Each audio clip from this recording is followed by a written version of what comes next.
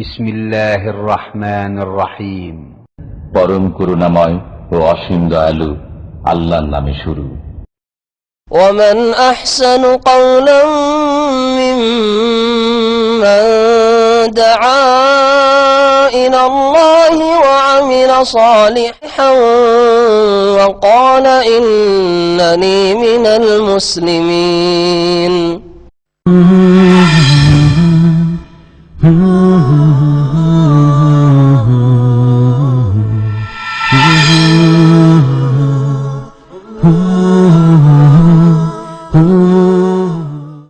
أعوذ بالله من الشيطان الرجيم. بسم الله الرحمن الرحيم. واتل عليهم نبأ بني آدم بالحق إذ قربا قربانا فتقبل من أحدهما ولم يتقبل من الآخر قال لأقتلنك قال إنما يتقبل الله من المتقين. لئن بسطت إلي يدك لتقتلني ما أنا بباسط يدي إليك لأقتلك إني أخاف الله رب العالمين. إني أريد أن تبوء بإثمي وإثمك فتكون من أصحاب النار وذلك جزاء الظالمين. فطوعت له نفسه قتل أخيه فقتله فأصبح من الخاسرين. فبعث الله غرابا يبحث في الأرض ليريه كيف يواري سوءة أخيه قال يا ويلتى أعجزت أن أكون مثل هذا الغراب فأواري سوءة أخي فأصبح من النادمين. من أجل ذلك كتبنا على بني إسرائيل أنه من قتل نفسا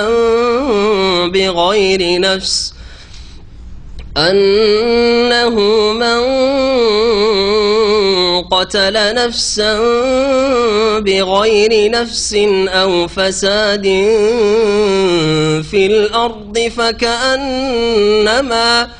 فكأنما قتل الناس جميعا ومن أحياها فكأنما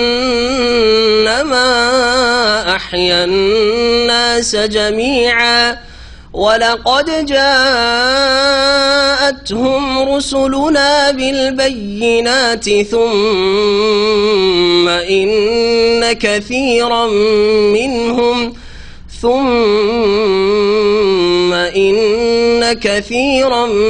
منهم بعد ذلك في الأرض لمسرفون. السلام عليكم ورحمة الله وبركاته. بسم الله الرحمن الرحيم. الحمد لله رب العالمين والصلاة والسلام على سيد المرسلين نبينا محمد وعلى آله وصحبه أجمعين. أما بعد فأعوذ بالله من الشيطان الرجيم.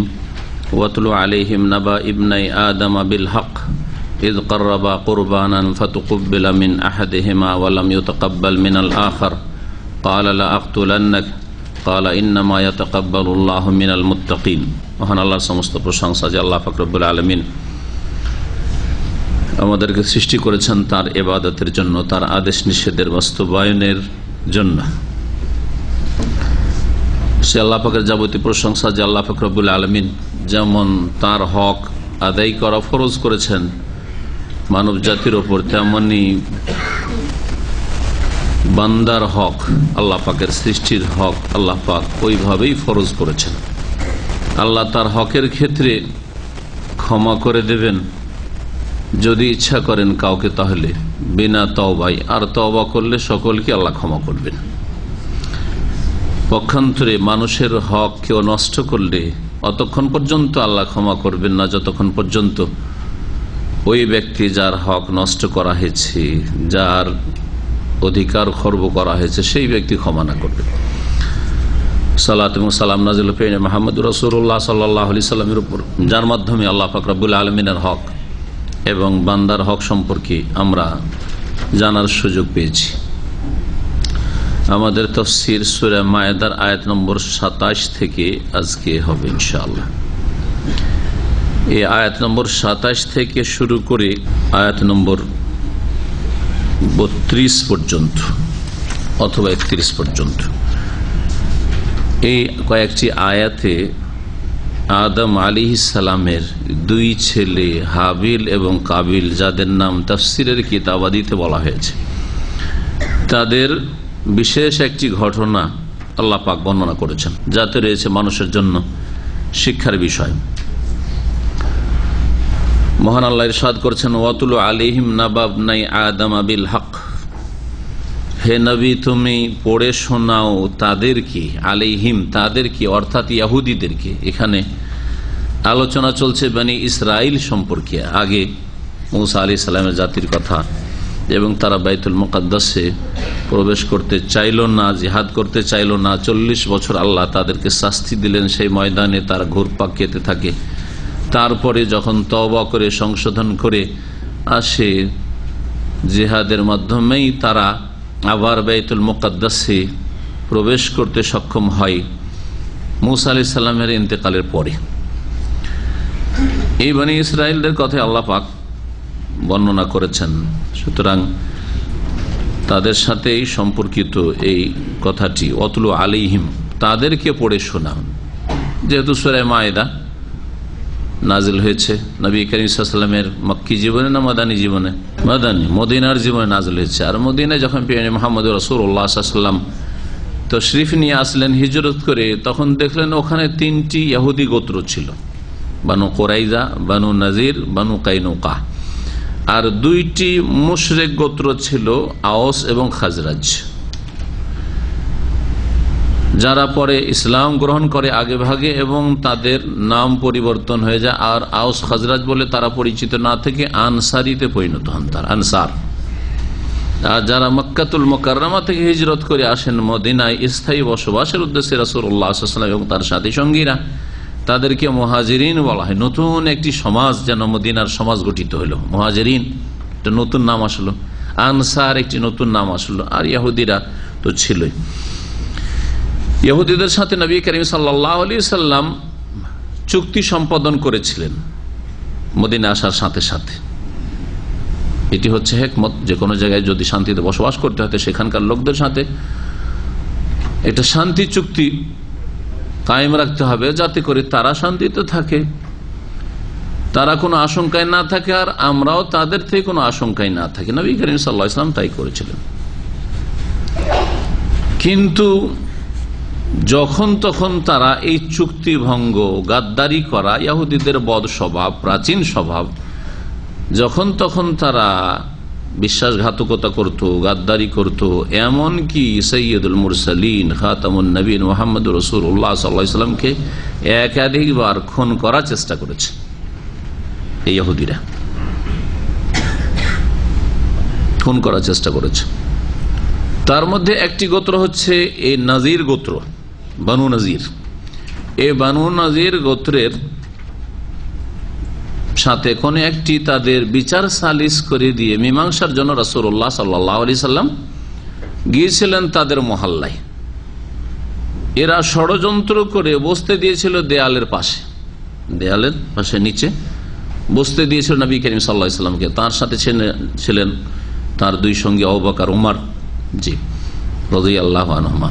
আর ওই দিক থেকে তাদের একজন বদ প্রকৃতির মানুষ, আশকাল কওম, বদ প্রকৃতির মানুষ ইহুদি, তাকে প্রস্তুত করেছিল যে তুমি ছাদের উপরে উঠবে, উঠে বড় একটা পাথর নিয়ে মুহাম্মাদের মাথার উপর ধাই করে ফেলে দেবে, সাথে সাথে মাথা চন্ন বিচন্ন হয়ে যাবে, তাকে মেরে ফেলতে আমরা সক্ষম হব আর তার থেকে আরাম পেয়ে যাব। তাদের ভাষায়, ইহুদিদের ভাষায় এরা হচ্ছে আম্বিয়া রসুলগণের খুনি।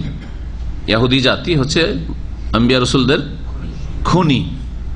এরা এর পূর্বেও তাদের পূর্ব ইতিহাস, খুনের ইতিহাসে রক্তাক্ত ইতিহাস আছে। আম্বিয়া সবচেয়ে ভালো মানুষকে এরা খুন করেছে। আম্বিয়া রসুলগণ সবচেয়ে ভালো মানুষ, তার চাইতে ভালো মানুষ পৃথিবীতে কেউ হয়নি আর হবেও না। এরা খুন করেছে কাকে বলতে পারেন? ইয়াহিয়া আলাইহিস সালামকে। ঈসা আলাইহিস সালামকে খুন করার চেষ্টা করেছে, যদি আল্লাহ না উঠিয়ে নিত তো খুন তো করেছিল তারা, হ্যাঁ তাই না? কিন্তু আল্লাহ পাক কি করেছেন? উঠিয়ে নিয়েছেন। ওমা কাতালুহু ওমা সালাবুহু ওয়ালাকিন শুব্বিহা লাহুম বার রাফাহু আল্লাহু ইলাইহি ওয়া কানা আল্লাহু আলিমান হাকীমা। আল্লাহ উঠিয়ে নিয়েছেন। তাহলে ঈসা আলাইহিস সালামের খুনি তারা, কারণ তাদের ধারণায় খুন করেছে, তাদের ধারণায় তারা খুন করেছে। আমরা না মুসলিমেরা বলছি যে ঈসা আলাইহিস সালাম খুন করতে পারেনি, কিন্তু যেই লোককে খুন করেছে তাদের ধারণা সেটা ঈসা, এবং ঈসাকে তারা খুন করেছে, তাহলে তারা খুনি। এবং বিকৃত ধর্ম যে খ্রিস্টানদের, সেই ধর্মেরও ভ্রান্ত বিশ্বাস যে আমাদের নবী ঈসা আলাইহিস সালাম খুন হয়েছেন, তাই না? এবং তার সাথে সাথে ভ্রান্ত কত মতবাদ। ঈসা আলাইহিস সালাম খুন হয়েছেন, এর মাধ্যমে খ্রিস্টান জগৎ ক্ষতিগ্রস্ত হয়নি, লাভবান হয়েছে। জি, কারণ ঈসা আলাইহিস সালাম তার প্রাণ উৎসর্গ করে দিয়েছেন। খ্রিস্টান যত কিয়ামত পর্যন্ত আসবে তাদের পাপের, সমস্ত পাপের কাফারা হিসাবে বলছে তারা। তাহলে তো এরকম খুন হতে খ্রিস্টানদের ফায়দাই হয়েছে, তাই না? যে হলো ভ্রান্ত আকীদা, জি ফাসেদ আকীদা। তো নবী করিম সাল্লাল্লাহু আলাইহি ওয়াসাল্লামকে সাথে সাথে ওহী করা হলো যে তোমাকে এখানে বসতে দিয়েছে, ওপরে একজন প্রস্তুত হয়ে আসছে পাথর ফেলার জন্য, এখনই তোমাকে মেরে ফেলার ষড়যন্ত্র করেছে, তুমি এখান থেকে কেটে পড়ো। ওহী আসো, জিবরাইল আলাইহিস সালাম আসলেন। সাথে সাথে কাউকে বলার সময় নেই, কারণ বলতে গেলে যদি ঘিরে নেই তাদের মহল্লা, মাত্র কয়েকজন, কিছু না বলে সেখান থেকে টান দিল। ওরা ভাবলো যে কথা হয়তো প্রয়োজন, মানুষের প্রয়োজন থাকতে পারে কিছু কাজায়ে হাজাতের, হয়তো গিয়েছেন, আবার বসে প্রস্তুত হয়ে আছে। নবী করিম সাল্লাল্লাহু আলাইহি ওয়াসাল্লাম ওখান থেকে টান দিয়েছে, একেবারে সোজা চলে এসছেন। আবু বকর ওমর নবী করিম সাল্লাল্লাহু আলাইহি ওয়াসাল্লাম চলে গেলেন, তো আমরা বসে কেন? তো আমরা দেখি তার পিছনে পিছনে, তার পিছনে তারাও টান দিয়েছেন, যাই হোক চলে আসেন। আল্লাহ পাক এইভাবে তার ওহীর মাধ্যমে রাসূলুল্লাহ সাল্লাল্লাহু আলাইহি ওয়াসাল্লামকে বাঁচিয়েছেন। কিন্তু তারা খুনি কিনা? ঈসা আলাইহিস সালামকে খুন করতে পারেনি, কিন্তু তারা খুনি ঈসা আলাইহিস সালামের। ঠিক তেমনি রাসূলুল্লাহ সাল্লাল্লাহু আলাইহি ওয়াসাল্লামের খুনি ইহুদিরা। এইরকমই নবী করিম সাল্লাল্লাহু আলাইহি ওয়াসাল্লামকে বিষ মাখা পায়া দিয়েছিল ইহুদি মহিলা, দিয়েছিল না দেয়নি? এবং তার সাথে কয়েকজন সাহাবায়ে কেরাম গিলে ফেলেছিলেন, হ্যাঁ তাদের ইন্তেকাল হয়েছিল। বিশেষ করে বিশর ইবনে বারা ইবনে মারুর রাদিয়াল্লাহু আনহু, তিনি শাহাদাত বরণ করেছিলেন। রাসূলুল্লাহ সাল্লাল্লাহু আলাইহি ওয়াসাল্লাম তিনি যে চিবিয়ে দিয়েছিলেন সেই বিষের প্রতিক্রিয়া তখন আল্লাহ ক্ষান্ত করেছিলেন। আল্লাহ পাকের যেহেতু দিনের কাজ এখনো বাকি, কিন্তু নবী সাল্লাল্লাহু আলাইহি ওয়াসাল্লাম বলেছেন যে ইন্তেকালের সময় বলতেন যে এই সময় আমার ওই যে বিষাক্ত পায়া আমি চিবিয়েছিলাম, চুষেছিলাম, তার প্রতিক্রিয়া আমি অনুভব করছি হাড়ে হাড়ে। আর আমার যে শিরা, যেই শিরা আপনার হার্টের শিরা, এখন ছিন্ন ভিন্ন হয়ে যাচ্ছে, আমি অনুভব করছি। জি, তার রাসূলুল্লাহ সাল্লাল্লাহু আলাইহি ওয়াসাল্লাম শহীদ হয়েছেন এই ইহুদিদের হাতে। জি, রাসূলুল্লাহ সাল্লাল্লাহু আলাইহি ওয়াসাল্লামের খুনি। এই জন্য কোরআনে কারীমে সূরা মায়েদা আল্লাহ শুনিয়ে দিচ্ছেন ইহুদিদেরকে যে হে নবী, ইহুদিদেরকে একটু সতর্ক করো যে এরা খুন করতে পরোয়া করে না।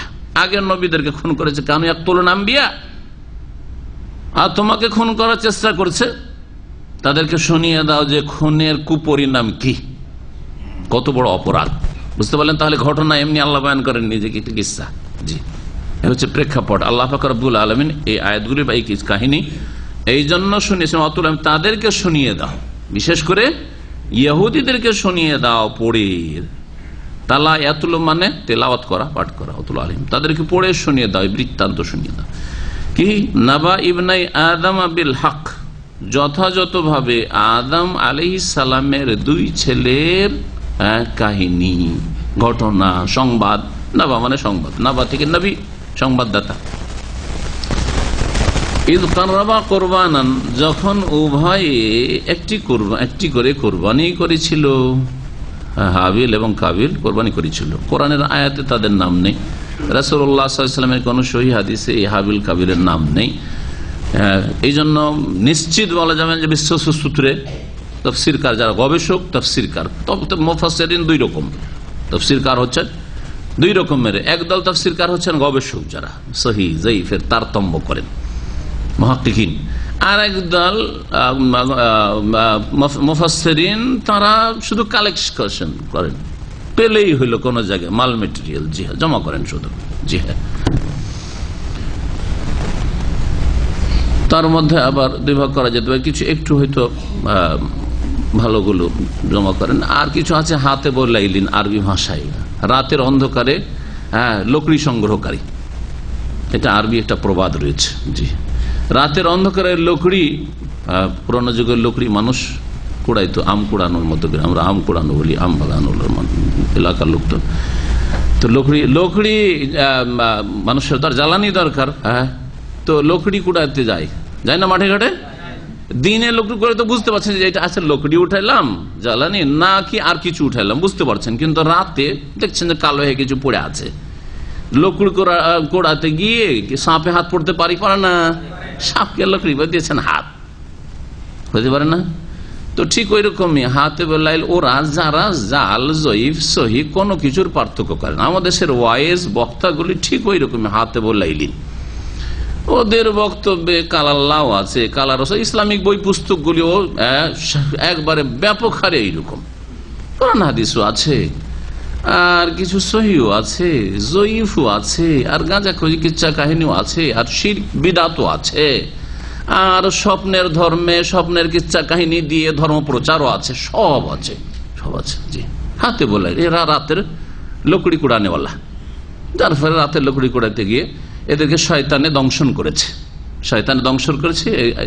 আকীদার বিভ্রান্তি ঘটেছে, আর এরা কিছু দিনের খেদমত করলে অধিকাংশ ক্ষেত্রে দিন ইসলামের ক্ষতি করছে। তো আল্লাহ রাব্বুল আলামিন যে হাবিল কাবিল ঘটনার কথা বললাম, এখানে যা বলা হয়েছে আদম আলাইহিস সালামের দুই ছেলের কথা বলা হয়েছে, তাদের নাম বলা হয়েছে কি? বলা হয়নি। তাদের কিসসাটা ঘটনাটা কি ছিল বিস্তারিত এমন কিছু বলা হয়নি। একজন আরেকজনকে কি করেছিল? খুন করেছিল, আর তারপরে দাফন করতে জানতো না, দাফন করাটা শিখলো কাকের কাছ থেকে, এইগুলো বয়ান করা হয়েছে। এই বিস্তারিত কিসসা কিছু তাফসিরি বর্ণনায় এসেছে, সেগুলি বলা যেতে পারে এর সাথে সাথে। তো আল্লাহ রাব্বুল বলছেন যে উভয়ে কি করলো? কুরবানি করলো। এই কুরবানিটা কি ছিল এটা কোনো বিশ্বস্ত সূত্রে নাই, তবে তাফসিরের বর্ণনায় রয়েছে। হাবিল আলাইহিস সালাম রাদিয়াল্লাহু আনহু যাই বলেন, আলাইহিস সালাম বললেও নবী জরুরি নয়, জায়েজ আছে আর কাউকে বলা, কিন্তু কথা হচ্ছে যে তিনি নবী নন। আদম আলাইহিস সালামের ছেলে হাবিল একটা ভালো সুন্দর দেখে দুম্বা কি করলো? কোরবানি করলো। ওর মাধ্যমে আল্লাহ পাকের নৈকট্য লাভ করলো। আর কাবিলকে যখন কিছু কোরবানি করার কথা বলা হইল, তো কাবিল ছিল চাষি, তখন কিছু গমের কয়েকটা শীষ পেশ করলো, আল্লাহর জন্য উৎসর্গ করলো। তখনকার কোরবানি করার তরিকা কি ছিল? কোরবানি করার তরিকা ছিল কোরবানি গোশত খাওয়া, বা কোরবানি যেটা আল্লাহর নৈকট্য লাভের জন্য কিছু দান খায়রাত করলেন তা খাওয়া, এটা জায়েজ ছিল না। এবং এইরকমই গনিমতের জেহাদের ময়দানে লব্ধ ধন সম্পদ খাওয়া হালাল ছিল না যোদ্ধাদের জন্য। কি হইতো? সেটাকে পাহাড়ে রেখে দিয়ে চলে আসতে হইতো, পাহাড়ে রেখে দিয়ে চলে আসতে হইতো। পাহাড়ে যদি আসমান থেকে আল্লাহ পাক রব্বুল আলামিন আগুন পাঠিয়ে দিলেন, আর সেটা যে উৎসর্গকৃত বস্তু যদি জ্বলে গেল, তার মানে আল্লাহ কবুল করেছেন, কবুল হয়েছে। আর যদি সেটা না জ্বললো, তাহলে বোঝা গেল যে আল্লাহ পাক রিজেক্ট করেছেন, কবুল করেননি। এই কোরবানির প্রয়োজন কেন হয়েছিল? এই ঘটনা এখানে নেই, যে কারণটা কি, কেন দুই জন কোরবানি করে, তাফসীরি বর্ণনায় রয়েছে, আল্লাহু আলাম। আদম আলাইহিস সালামের যে ছেলে মেয়ের জন্ম হইতো, সেটা আল্লাহ পাক রব্বুল আলামিন এইভাবে সৃষ্টি করতেন যে প্রত্যেকবারে একটা ছেলে একটা মেয়ে গর্ভধারণ করতেন হাওয়া আলাইহিস সালাম, এক ছেলে এক মেয়ে, যমজ ছেলে মেয়ে হইত, এক ছেলে এক মেয়ে হইত। তো কাবিলের সাথে এক মেয়ে পয়দা হয়, হাবিলের সাথে আর এক মেয়ে পয়দা হয়। হ্যাঁ, কাবিল বড়, হাবিল ছোট। কাবিলের সাথে যে মেয়ে পয়দা হয় সেটা দেখতে সুন্দরী, হ্যাঁ, আর হাবিলের সাথে যে মেয়ে পয়দা হয় সেটা দেখতে অত সুন্দরী ছিল না। দেখেন, এক আদম থেকে সারা পৃথিবীর মানুষ কত রং বিরঙের। আমাদের এশিয়ান মানুষকে যদি দেখা যায়, সুবহানাল্লাহ, বিচিত্রময়। হ্যাঁ, একই দেশে, একই বংশে, একই মায়ের পেটে কয়েক রকমের, তাই না? আর যদি সারা বিশ্বের দিকে তাকানো হয় তো সবাই আদম সন্তান, আফ্রিকান আদম সন্তান, হ্যাঁ, ইন্দোনেশিয়া, ফিলিপিন, জাপান, তারাও আদম সন্তান, তাই না? আর ভারত উপমহাদেশের লোক, তারা আদম সন্তান, আরব দেশের লোকের আরব সন্তান, ইউরোপিয়ানরাও ওরাও আরব সন্তান, আদম সন্তান সকলে। কিন্তু দেখেন কত রং বিরঙের, ঠিক না? জি, তো আল্লাহ পাক রব্বুল আলামিন সবকিছু সৃষ্টি করেন, সব এরকম ফিল আরহামে কাইফা, আল্লাহ পাক ছবি অঙ্কন করেন যেভাবে চান। বিবাহের ক্ষেত্রে তখন কি করতে হবে?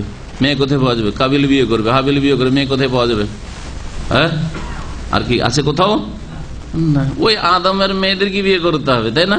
আদমের ছেলে আদমের মেয়েদেরকে বিয়ে, তখন জায়েজ ছিল, কিন্তু পরবর্তীকালে হারাম করে দেওয়া হয়েছে। যেদিন ইসলামে হারাম, আপন বোনকে, আপন বোন মানে 3 রকমের বোন, মনে রাখবেন। হ্যাঁ, আপন মানে মা বাপ দুই দিক থেকে বোন, যেটাকে আপন বোন বলা হয়, আর বৈমাত্রীয়, বৈপিত্রীয়, বোঝা গেছে? জি, সবগুলি হারাম। আমার দেশের এক শ্রেণীর মূর্খ সব বুঝে না, সৎ বোনকে বিয়ে করতে ফতোয়া জিজ্ঞেস করে। এটা কমন সেন্সে বুঝতে হবে, সৎ বোনটা আমারই বোন। সৎ বোন মানে মা আলাদা কিন্তু বাপ তো একটাই, হ্যাঁ, নুতফা তো একই, তো কি করে হালাল হইতে পারে? এই ফতোয়া আমাদের কাছে জিজ্ঞেস করে, সেই জন্য বুঝি যে আমাদের মুসলিম সমাজ কত অজ্ঞতার অন্ধকারে ডুবে আছে। জি, বৈপিত্রীয় মানে বাপ দুই, মায়ের 2 জায়গায় বিয়ে হয়েছে। হ্যাঁ, এক বাপ থেকে সে পয়দা হয়েছে, আর এক বাপ থেকে বোন পয়দা হয়েছে। বিয়ে করার মশলা জিজ্ঞেস করে, এইসব মশলা আমাদের কাছে আসে, সেই জন্য বুঝি যে জাতি বড় অজ্ঞতায় রয়েছে। দিনের ফরজ অজেব শিখে না, এগুলো শিখা ফরজ। কমন সেন্স অন্তত একজন মুসলিম হিসাবে থাকতে হবে ইসলামের। এছাড়া আর একটা হচ্ছে দুধ বোন, ওটাও হারাম। হ্যাঁ, ওইটা না বললে আবার কেউ বললো যে এটা তো বলা হইল না, তাই না? হ্যাঁ, কিন্তু ওটা হচ্ছে রাজাতের কারণে, আর এটা হচ্ছে নাসাবের কারণে, বংশীয় কারণে। তো আদম আলাইহিস সালামের ছেলে মেয়েদের মধ্যে বিয়ে হইতো, কিন্তু একসাথে যে যমজ পয়দা হয়েছে, এক ছেলে এক মেয়ে, একসাথে যে মেয়ে পয়দা হয়েছে তাকে ওই ভাই বিয়ে করতে পারবে না। হ্যাঁ, ওই বোনকে ওই ভাই বিয়ে করতে পারে। তাহলে কাবিল তার সাথে যে বোন পয়দা হয়েছে সুন্দরী, তাকে বিয়ে করতে আল্লাহর বিধান হিসাবে পারছে না। আর হাবিলের সাথে যে বোন পয়দা হয়েছে সেটা হচ্ছে কাবিলের হক, কাবিল বিয়ে করতে পারবে। সে বলছেন না, আমি ওই সুন্দরী নৌকে বিয়ে করব না, আমি আমার সাথে যেটা হয়েছে জন্ম সেটাকে বিয়ে করব, ওটা দেখতে বেশি ভালো, আমি বড় দাপট বেশি, গায়ের জোর দেখায়, তাই না? গায়ের জোর দেখাতে চাইল, আল্লাহর বিধানের সামনে গায়ের জোর চলবে, অভিশপ্ত হয়ে গেল গায়ের জোর দেখাতে গিয়েছি। তাহলে গায়ের জোর দেখালে হবে না, আল্লাহর বিধানের সামনে হ্যাঁ ইস্তিসলাম করতে হবে, আত্মসমর্পণ করতে হবে, এর নাম হচ্ছে ইসলাম। তখন আল্লাহ রাব্বুল আলামিন পরীক্ষা করলেন যে ঠিক আছে, কুরবানি করো, যার কুরবানি কবুল হবে সে ওই সুন্দরীটাকে বিয়ে করতে পারবে। যদি কাবিল তোমার কবুল হয়ে যেত তুমি বিয়ে করিও, আর হাবিলের কবুল হয়তো হাবিল করবে। কোরবানি বললাম যে কোরবানি কে কি করেছিল তাফসিরি রিওয়ায়াত। তারপরে একজনের কবুল হলো, আরেকজনের কবুল হলো না। কার কবুল হলো? হাবিলের কবুল হলো। ইখলাস ছিল, কোয়ালিটি ভালো ছিল, হ্যাঁ, আন্তরিকতা ছিল, সীমালঙ্ঘন ছিল না। আল্লাহ বিভিন্ন দিক দেখেন কবুলের ক্ষেত্রে। তার মধ্যে সবচেয়ে বড় একটা দিক হচ্ছে সেটা তাকওয়া, আল্লাহ ভীরুতা। কি আল্লাহর সন্তুষ্টির জন্য করেছেন, আর কে দেখা দেখি করেছেন, কে দুনিয়ার গরজে করেছেন। আজকাল যে কোরবানি করা, চিন্তা করেন যে কার কোরবানি কেমন। অনেকে দেখা দেখি কোরবানি করছে, কি লোকে কি বললো, একটা কোরবানি না করলে সবাই করছে, আমার না করলে হয়, সেই জন্য কোরবানি। অথবা প্রতিযোগিতা, কম্পিটিশন, আরে ও কোরবানি করতে পারবে 1 লাখ টাকার, আমি 1.5 লাখ টাকার কোরবানি করবো, সেই জন্য কোরবানি। তাহলে এগুলো তাকওয়ার ভিত্তিতে কোরবানি নয়, এগুলো বিভিন্ন রকম গরজ, খ্যাতির জন্য কোরবানি, খ্যাতির জন্য কোরবানি, শুধু গরিবের উপকারের জন্য কোরবানি নয়। না হলে আপনার একটা গরুতে আপনি লাগাচ্ছেন 5টা গরুর দাম, কেন? একটা গরুতে 5টা গরুর দাম না লাগিয়ে 5টা গরু কিনলাম এই টাকাতে। গোস্তের পরিমাণ বেশি হলো, গরিবের অভাব দূর করো, গরিবকে খাওয়ানো হলো, ফায়দা আছে না নেই? 5 কোরবানি হলো। নবী করিম সাল্লাল্লাহু আলাইহি ওয়াসাল্লাম 100 উটের কোরবানি করেছেন। এটা তো দেখেননি যে আরব দেশে দেখো সবচেয়ে মূল্যবান উট কোনটা, ওইটা কোরবানি করি আমি, তো করেন নাই? তাহলে এই যে প্রতিযোগিতা হচ্ছে, সেই সব কোরবানি কবুল হচ্ছে কিনা চিন্তার বিষয় রয়েছে। যার কোরবানি কবুল হবে সে ওই সুন্দরী বোনকে বিয়ে করতে পারবে। হাবিলের কবুল, হাবিলের অধিকার, হাবিল বিয়ে করবে।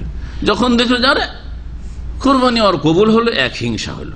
2 নম্বর কথা, যে আমি চেয়েছিলাম বিয়ে করতে, আমার স্বার্থ পুরা হলো না, তুই জিতে গেলি, হিংসা পয়দা হইল। হিংসাতে মানুষকে ধ্বংস করে।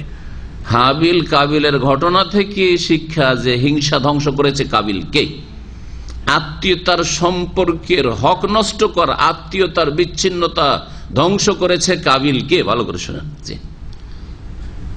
তারপরে ক্রোধ, গজব, জি, রাগ মানুষকে ধ্বংস করে, রাগ ধ্বংস করেছে কাবিলকে। এগুলো হচ্ছে খারাপ দোষ।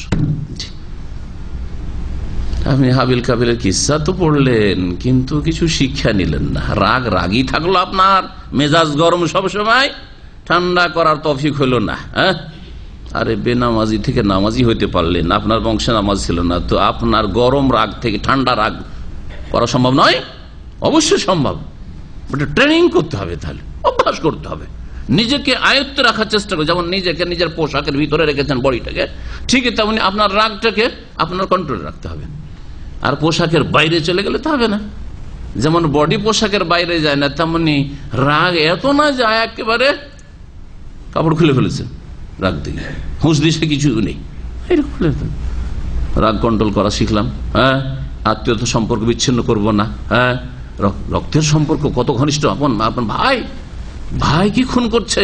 আত্মীয়তার সম্পর্ক বিচ্ছিন্নতা, লায়াত হল জান্নাতে কাতে ও রাহেম, যে আত্মীয়তার আত্মীয় বিচ্ছিন্নকারী সে জান্নাতে যাবে না, নবী করিম সাল্লাল্লাহু আলাইহি ওয়াসাল্লাম বলেছেন। আর হিংসা, হিংসা দুনিয়াও ধ্বংস করে, আখিরাত ধ্বংস করে। দুনিয়াতে যতদিন বেঁচে থাকে হিংসুক, জ্বালাতে শান্তি পায় না, মানসিক শান্তি পায় না। আগুন জ্বলতে থাকে কলব, হৃদয়, আগুন জ্বলতে থাকে ব্রেনে, সবসময় চিন্তা করতে থাকে, হাইডে হাইডে কি করে একে ঠেকাবো, কি করে এর ক্ষতি করব, কি করে ওকে ছোট করব, ইত্যাদি। হিংসা, হিংসা শত্রুতা। দুনিয়া তো জ্বালা, আর জাহান্নামেও জ্বালা, মওতের পরেও জ্বালা, জ্বালা আর জ্বালা। হিংসা, হিংসার উপর আমার একটা আলোচনা আছে, 1.5 ঘন্টা, যে কথা লম্বা করছি না, শুধু শিক্ষার কথা বলছি, যে ঘটনা থেকে শিখেন কিছু। আল্লাহ যেন আমাদেরকে শিখার এবং আমল করার, সংশোধন করার তৌফিক দান করেন। আল্লাহ পাক বলছেন যে ইয কাররাবা কুরবানান, উভয়ে কুরবানি করলে একটি করে, ফাতুকুব্বিলা মিন আহাদিহিমা। কুরবানি কাররাবা মানে আল্লাহর সান্নিধ্য লাভ করা, নৈকট্য লাভ করা, মানে আল্লাহর নৈকট্য লাভের জন্য উভয় চেষ্টা করলো। কে আল্লাহর বেশি সান্নিধ্য লাভ করতে পারে, বেশি নিকটবর্তী হইতে পারে নেক আমলের মাধ্যমে। ফাতুকুব্বিলা মিন আহাদিহিমা, দুইজনের একজনের কুরবানি কবুল করা হইল। ওয়ালাম ইউতাকাব্বাল মিনাল আখার, অপরজনের কুরবানি কবুল করা হইল না। কালা, যার কোরবানি কবুল হইল না সে ছিল কাবিল। তাফসীরি বর্ণনার ভিত্তিতে সে বলল, আখতলান্নাক, তোর কবুল হলো, আমার কবুল হলো না, তোর স্বার্থ পূরণ হলো, আমার হলো না, তুই বিয়ে করবি সুন্দরীটাকে, আমি করতে পারলাম না, ঠিক না? আর একটা শিক্ষা পেলেন যে নারী হচ্ছে মানব জাতির জন্য বড় ফিতনা, ঠিক না? এই খুনের পিছনে যেমন ওই দোষগুলি বললাম, ওগুলো কাজ করেছে, তেমনি এই নারীর ফিতনা কাজ করেছে, ঠিক না? আর বিশেষ করে বনি ইসরায়েলদের মধ্যে নবী সাল্লাল্লাহু আলাইহি ওয়াসাল্লাম সর্বপ্রথম নারী সংক্রান্ত ফিতনা বড়ই বিশৃঙ্খলা আর খুনের ঘটনা হয়েছে। তাই ফাত্তাকুদ দুনিয়া ওয়াত্তাকুন নিসা, নবী কাছে বলছে, তোমরা দুনিয়ার পার্থিব লোভ লালসার ফিতনা থেকে বাঁচিও। নেতৃত্বের ফিতনা বড় ফিতনা, জি, পয়সার ফিতনা বড় ফিতনা, স্বার্থের ফিতনা বড় ফিতনা, জি হ্যাঁ, খ্যাতির ফিতনা বড় ফিতনা, এগুলো হচ্ছে দুনিয়া। ফাত্তাকুদ দুনিয়া ওয়াত্তাকুন নিসা, এবং নারী জাত, বিশেষ করে নারীও দুনিয়া ওতেই ছিল শামিল, কিন্তু বিশেষ করে দুনিয়ার অন্যান্য জিনিসের, অন্যান্য বস্তুর ফিতনার চাইতে নারীতে বেশি ফিতনা আছে। নারীর ফিতনায় যে পড়ে গেল ইমান হারিয়ে দিচ্ছে, ইমান হারিয়ে দিয়েছে। কত দিনদারি আর তাকওয়া ছিল, আর দাড়ি ছিল, আর সই আকীদা শিখেছিল। কোন মহিলার সাথে প্রথম সম্পর্ক ছিল যে দিন শিখাবো, মাসলা মাসাইল বলবো, গ্রুপে জবাব দিব নারীদের গ্রুপ করে, অথবা তাদেরকে কোরআন তালিম দিব, অথবা তার সাথে আমি ইত্যাদি মানে সহি দাওয়াতটা আমি পেয়েছি পৌঁছাবো। নিয়তগুলো প্রথম সৎ ছিল। সৎ থাকতে থাকতে ধীরে ধীরে অসতে রূপান্তরিত হইল। হচ্ছে না? হচ্ছে না? হচ্ছে। জি, আল্লাহ হেফাজত করে, আল্লাহ সকলের হেফাজত করে আপনাদের। ফাত্তাকুদ্দিন ওয়াত্তাকুন নিসা, নারী জাতি থেকে বাঁচো, তাদের ফিতরাত থেকে বাঁচো, তাদের জাল থেকে বাঁচো। কথা বলতে বলতে এই কথা একটু এগোলে ধীরে ধীরে এগোবে। শুধু কথা এগোবে না, মনটাও এগোবে। তখন বারবার করে ওর কথায় ঘুরে ঘুরে মনে আসবে। আপনার স্ত্রীর কথা মনে আসে না, ওর কথাই বারবার মনে আসে। এটা মানুষের প্রত্যেকের স্বভাব। একটা মেয়ে সম্পর্কে যখনই একটু মনে একটা কিছু জাগবে যে নিয়ত ভালো ছিল, বিয়ে করা যেতে পারে তোকে,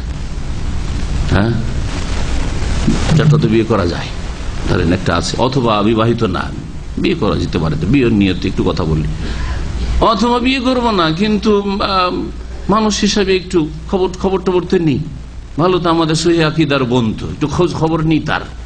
কিন্তু শয়তান ওর কাজে লেগে আছে, এর মাধ্যমে আপনাকে কিন্তু ফাঁসাবে চেষ্টা করছে জালে।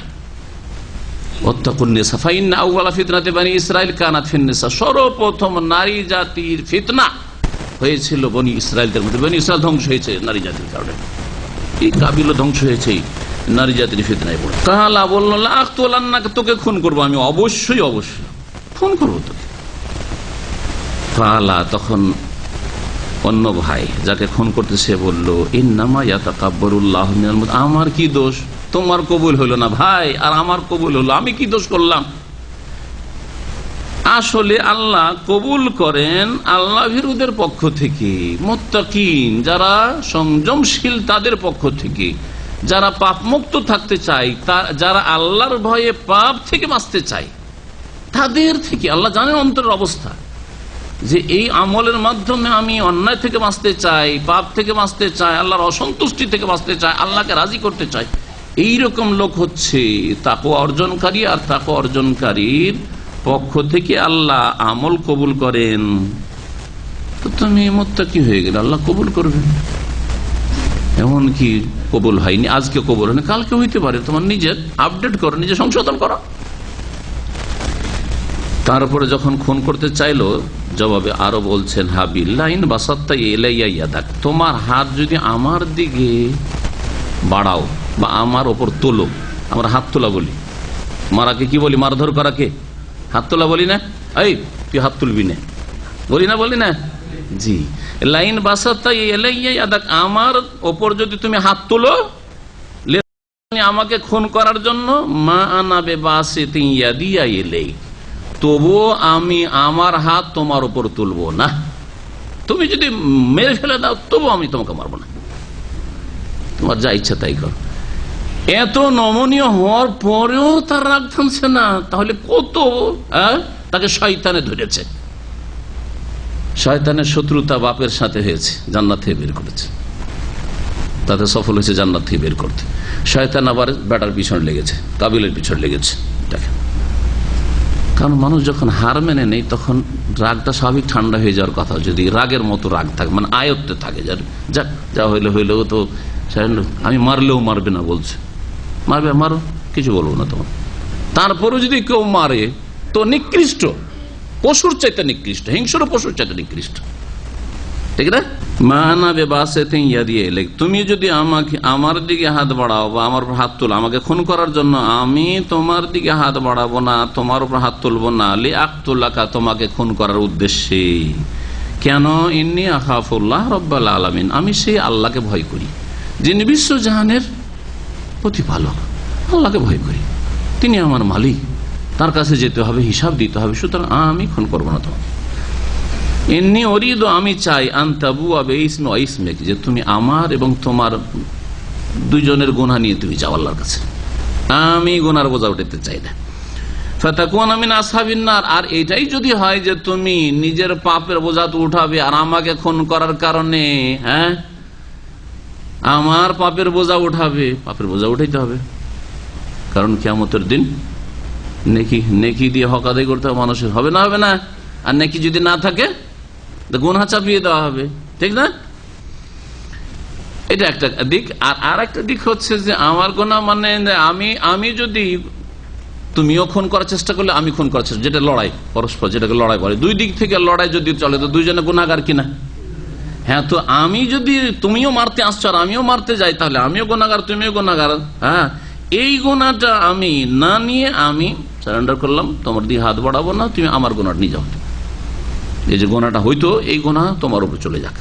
আমি চাই যে আমার এবং তোমার গুনাহ নিয়ে তুমি ফিরে যাও, ফাতাকুনা মিন আসহাবিন নার, আর তুমি জাহান্নামের অধিবাসী হও।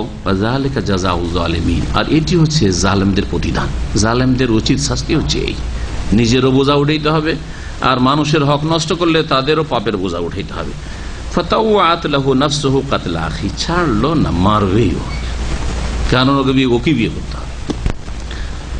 আর হিংসা, বিদ্বেষ, শত্রুতা আর রাগ যা হয়েছে ওগুলো তো কাজ করছে।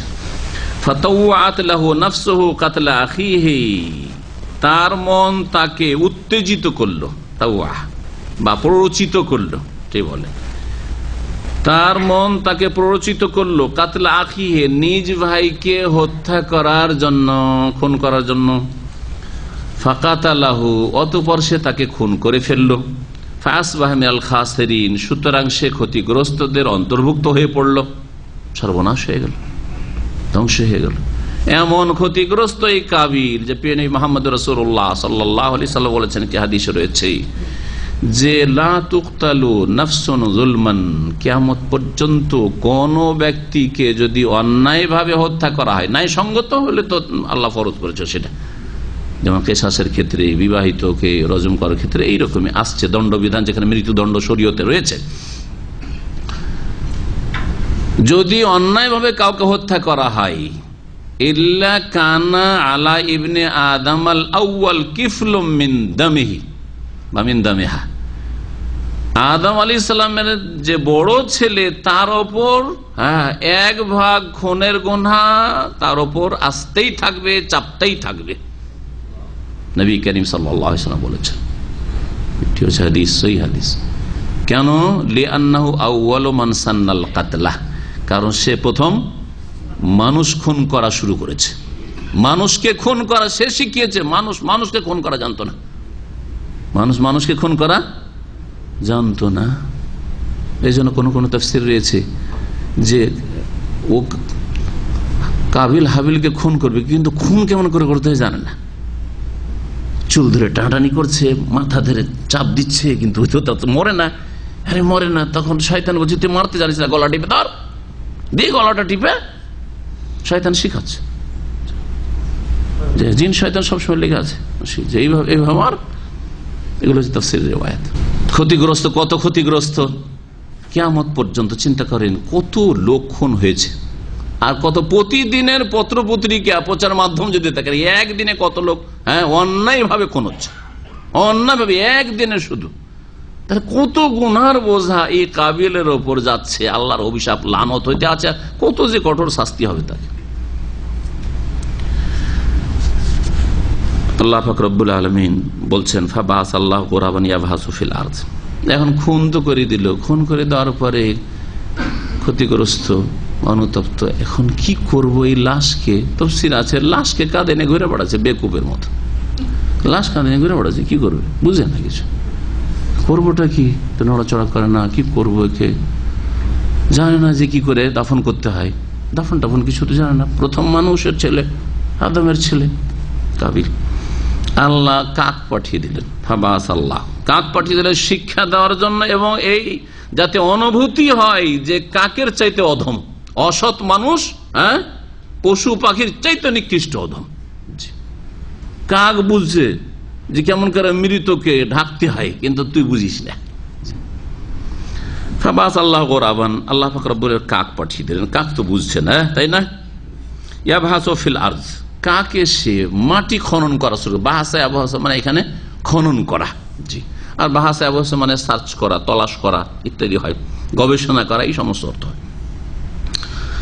লিইউরিয়াহু কাইফা ইউআরি সাওয়াতাহু, তাকে দেখানোর জন্য। কেন মাটি খনন শুরু করলো? কাক এসে পাটি হেঁচড়ে হেঁচড়ে, যাতে করে এই কাবিলকে দেখায় যে তার ভাইয়ের মৃতদেহ কেমন করে সে গোপন করবে। ওয়ারি মানে ঢেকে দেওয়া, মাটিতে ঢাকবে কি করে, দাফন করবে কি করে। মৃতদেহকে সাওআতুন বলা হচ্ছে। সাওআতুন মানে হচ্ছে খারাপ জিনিস, দেখতে যেটা খারাপ লাগে, যেটা দৃষ্টিকটু, যে বস্তু, সেটাকে কি বলা হয়? সাওআ, আরবি ভাষা বলা। এই জন্য লজ্জা স্থানকে সাওআতুন বলা হয়েছে আদম আলাইহিস সালামের আর হাওয়া আলাইহিস সালামের ঘটনায়। জি হ্যাঁ, সূরা আরাফে আল্লাহ পাক যেখানে আদম আলাইহিস সালামের কথা বিস্তারিত বর্ণনা করেছেন আর হাওয়ার কথা, যখন ওই ফল ওই গাছ থেকে খেয়ে ফেলেন আদম এবং হাওয়া আলাইহিস সালাম, তখন কি হইল? কি হইল? লিয়ানজিয়া আনহুমা সাওআতিহিমা, ওখানে রয়েছে তাদের উভয়ের কি হইল? লজ্জা স্থান বস্ত্রহীন হয়ে গেল। লজ্জা স্থান থেকে কাপড় খুলে গেল, কাপড় নেই, নিশ্চিন্ন, উলঙ্গ। সুবহানাল্লাহ। সাওআতুন বলা হয়েছে লজ্জা স্থানকে। মানুষের, প্রত্যেক মানুষের লজ্জা স্থানকে সাওআতুন বলা হয়। কারণ লজ্জা স্থান দেখতে ভালো লাগে না খারাপ লাগে?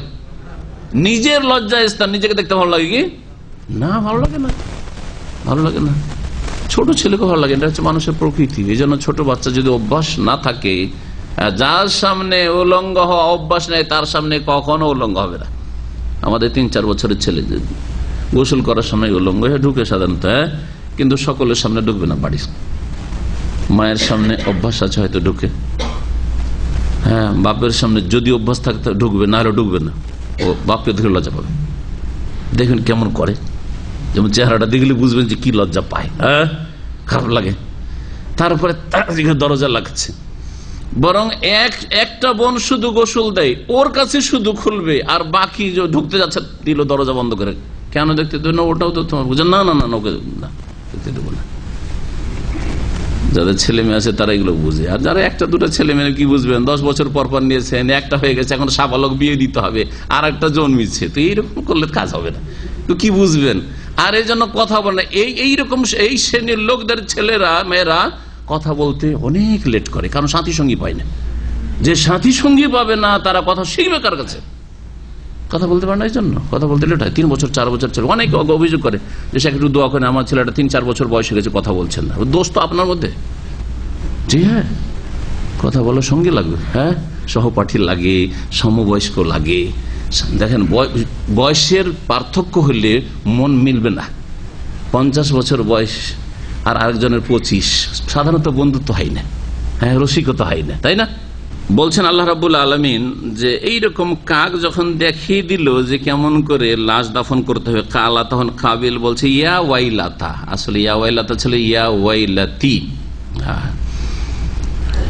দিক আমার, জি জি, হায় সর্বনাশ আমার, আমি এত অযোগ্য, এত আমি বেকার লোক। ইয়া ওয়াইলাতা আজাজতু আন আকুনা মিসলা হাযাল গুরাব, এই কাকের মতো আমি হতে পারলাম না। অপারগ, আজাজতু, আমি অপারগ হয়ে গেলাম যে আন আকুনা মিসলা হাযাল গুরাব, এই কাকের মতো হইতেও, কাকের মতো হইতে পারলাম না আমি।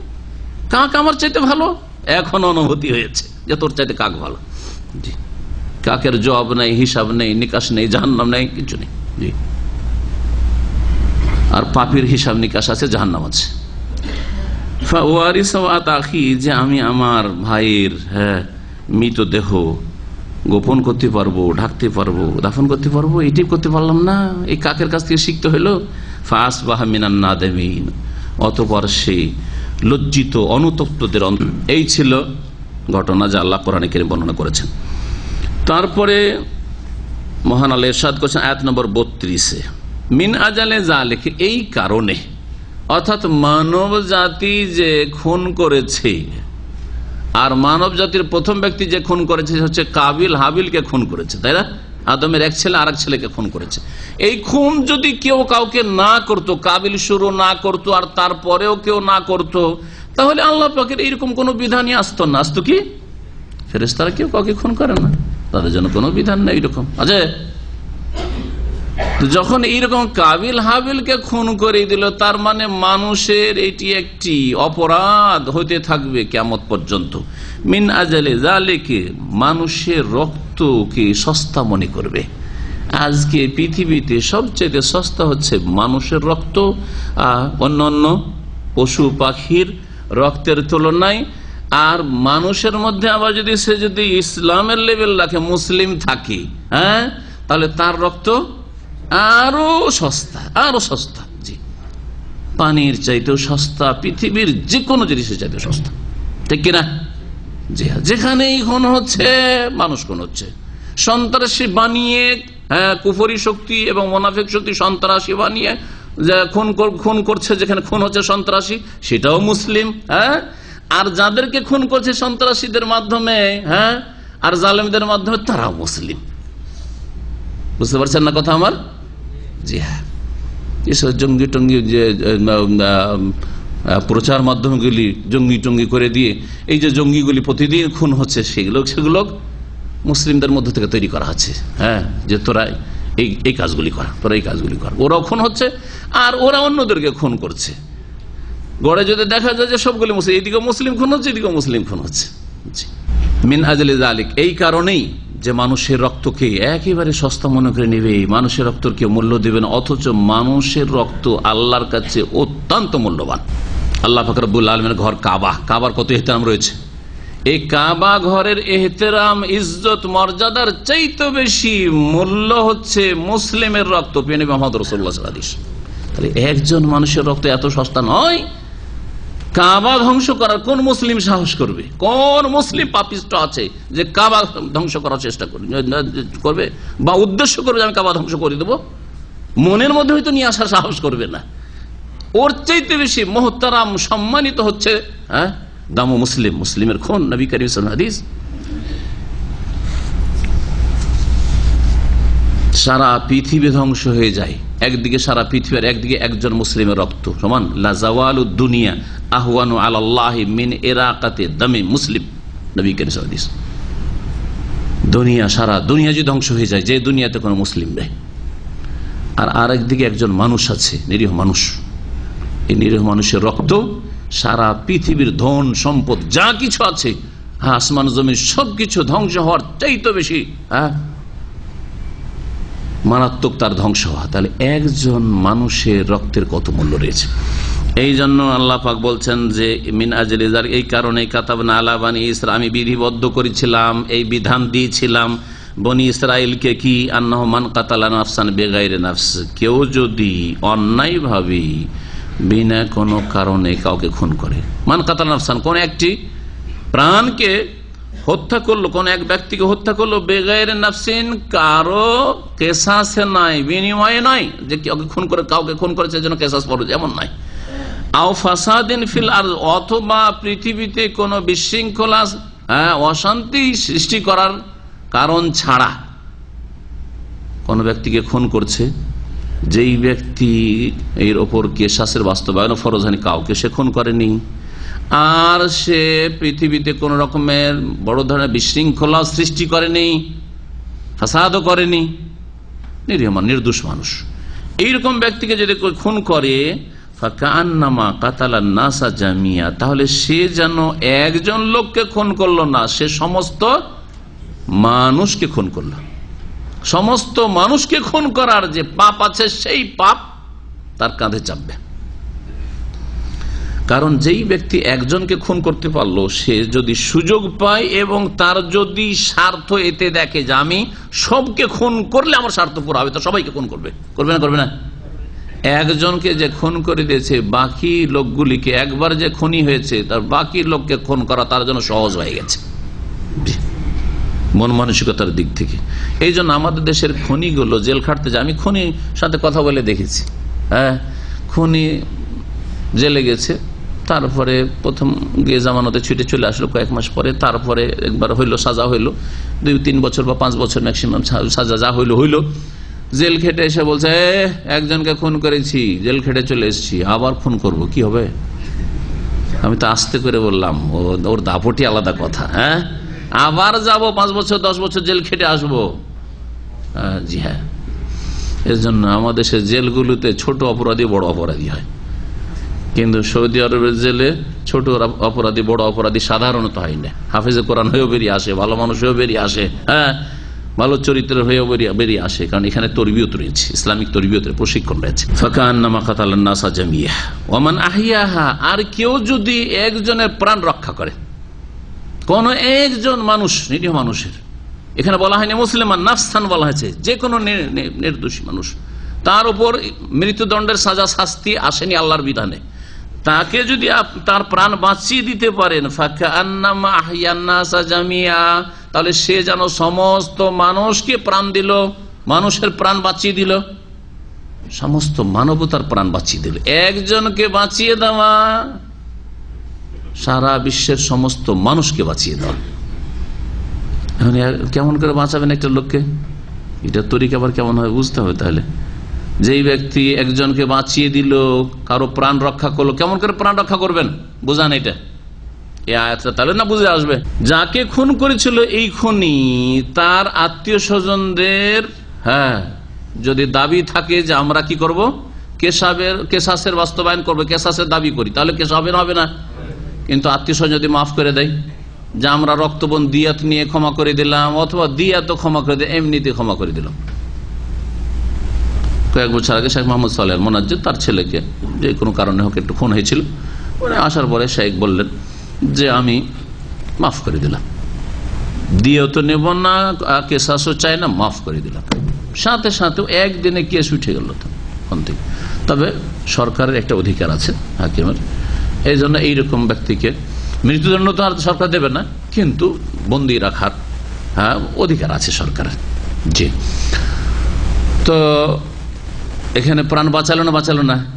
জি হ্যাঁ, এখানে সৌদি আরবে ঘটে ঠিক কেসাসের জন্য প্রস্তুতি, জাল্লাদ প্রস্তুতি আছে, লাভ দিয়ে তরবারি মারার জন্য যাচ্ছে, ওই সময় এত দূর পর্যন্ত কিন্তু মাফ করেনি, অনেক চেষ্টা করা হয়েছে, অনেক চেষ্টা করেছে, আমির পর্যন্ত বলেছে, রিকোয়েস্ট করেছে ক্ষমা করে দেয় লোকটিকে।